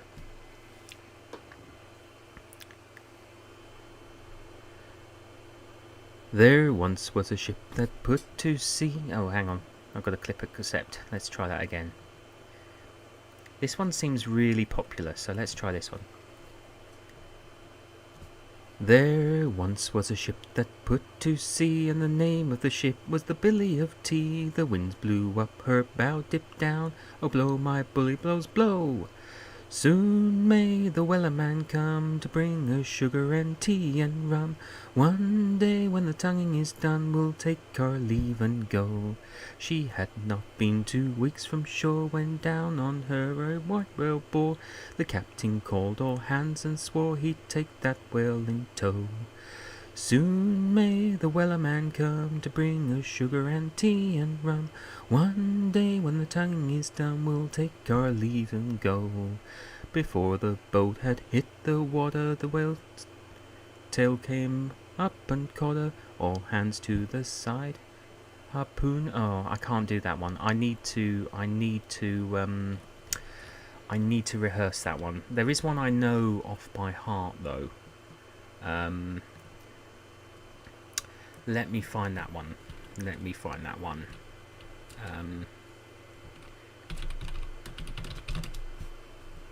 There we go. I will practice that one. I will practice that one because I know that's very popular. But this is one of my favourites. I originally heard it performed. Well, it was performed by David Coffin, and I heard it on YouTube. So let's do this one. And this is just me singing. Oh, we'd be all right if the wind was in our sails. We'd be all right if the wind was in our sails. We'd be all right if the wind was in our sails. And we'll all hang on behind. And we'll roll the old chariot along. We'll roll the old chariot along. We'll roll the old chariot along, and we'll all hang on behind. Oh, we'd be all right if we make it round the horn. We'd be all right if we make it round the horn. We'd be all right if we make it round the horn, and we'll all hang on behind. We'll roll the old chariot along. We'll roll the old chariot along. We'll roll the old chariot along. We'll all hang on behind. Well, a night on the town wouldn't do us any harm. Oh, a night on the town wouldn't do us any harm. Oh, a night on the town wouldn't do us any harm. And we'll all hang on behind. We'll roll the old chariot along. We'll roll the old chariot along. We'll roll the old chariot along. We'll all hang on behind. Now another festival wouldn't do us any harm. Oh, another festival wouldn't do us any harm. Whoa, another festival wouldn't do us any harm. And we'll all hang on behind. And we'll roll the old chariot along. We'll roll the old chariot along. We'll roll the old chariot along. And we'll all hang on behind. And we'll roll the old chariot along. We'll roll the old chariot along. We'll roll the old chariot along. And we'll all hang on behind. I thank you. Let's see. What's the other one?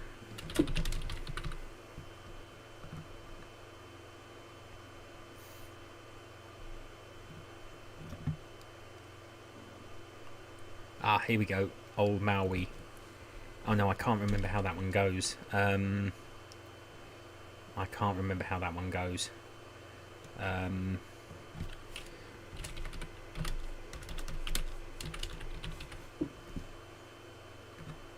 This one isn't a sea shanty, but it's an old English folk song. This one is an old English folk song. So if you enjoy old English folk music...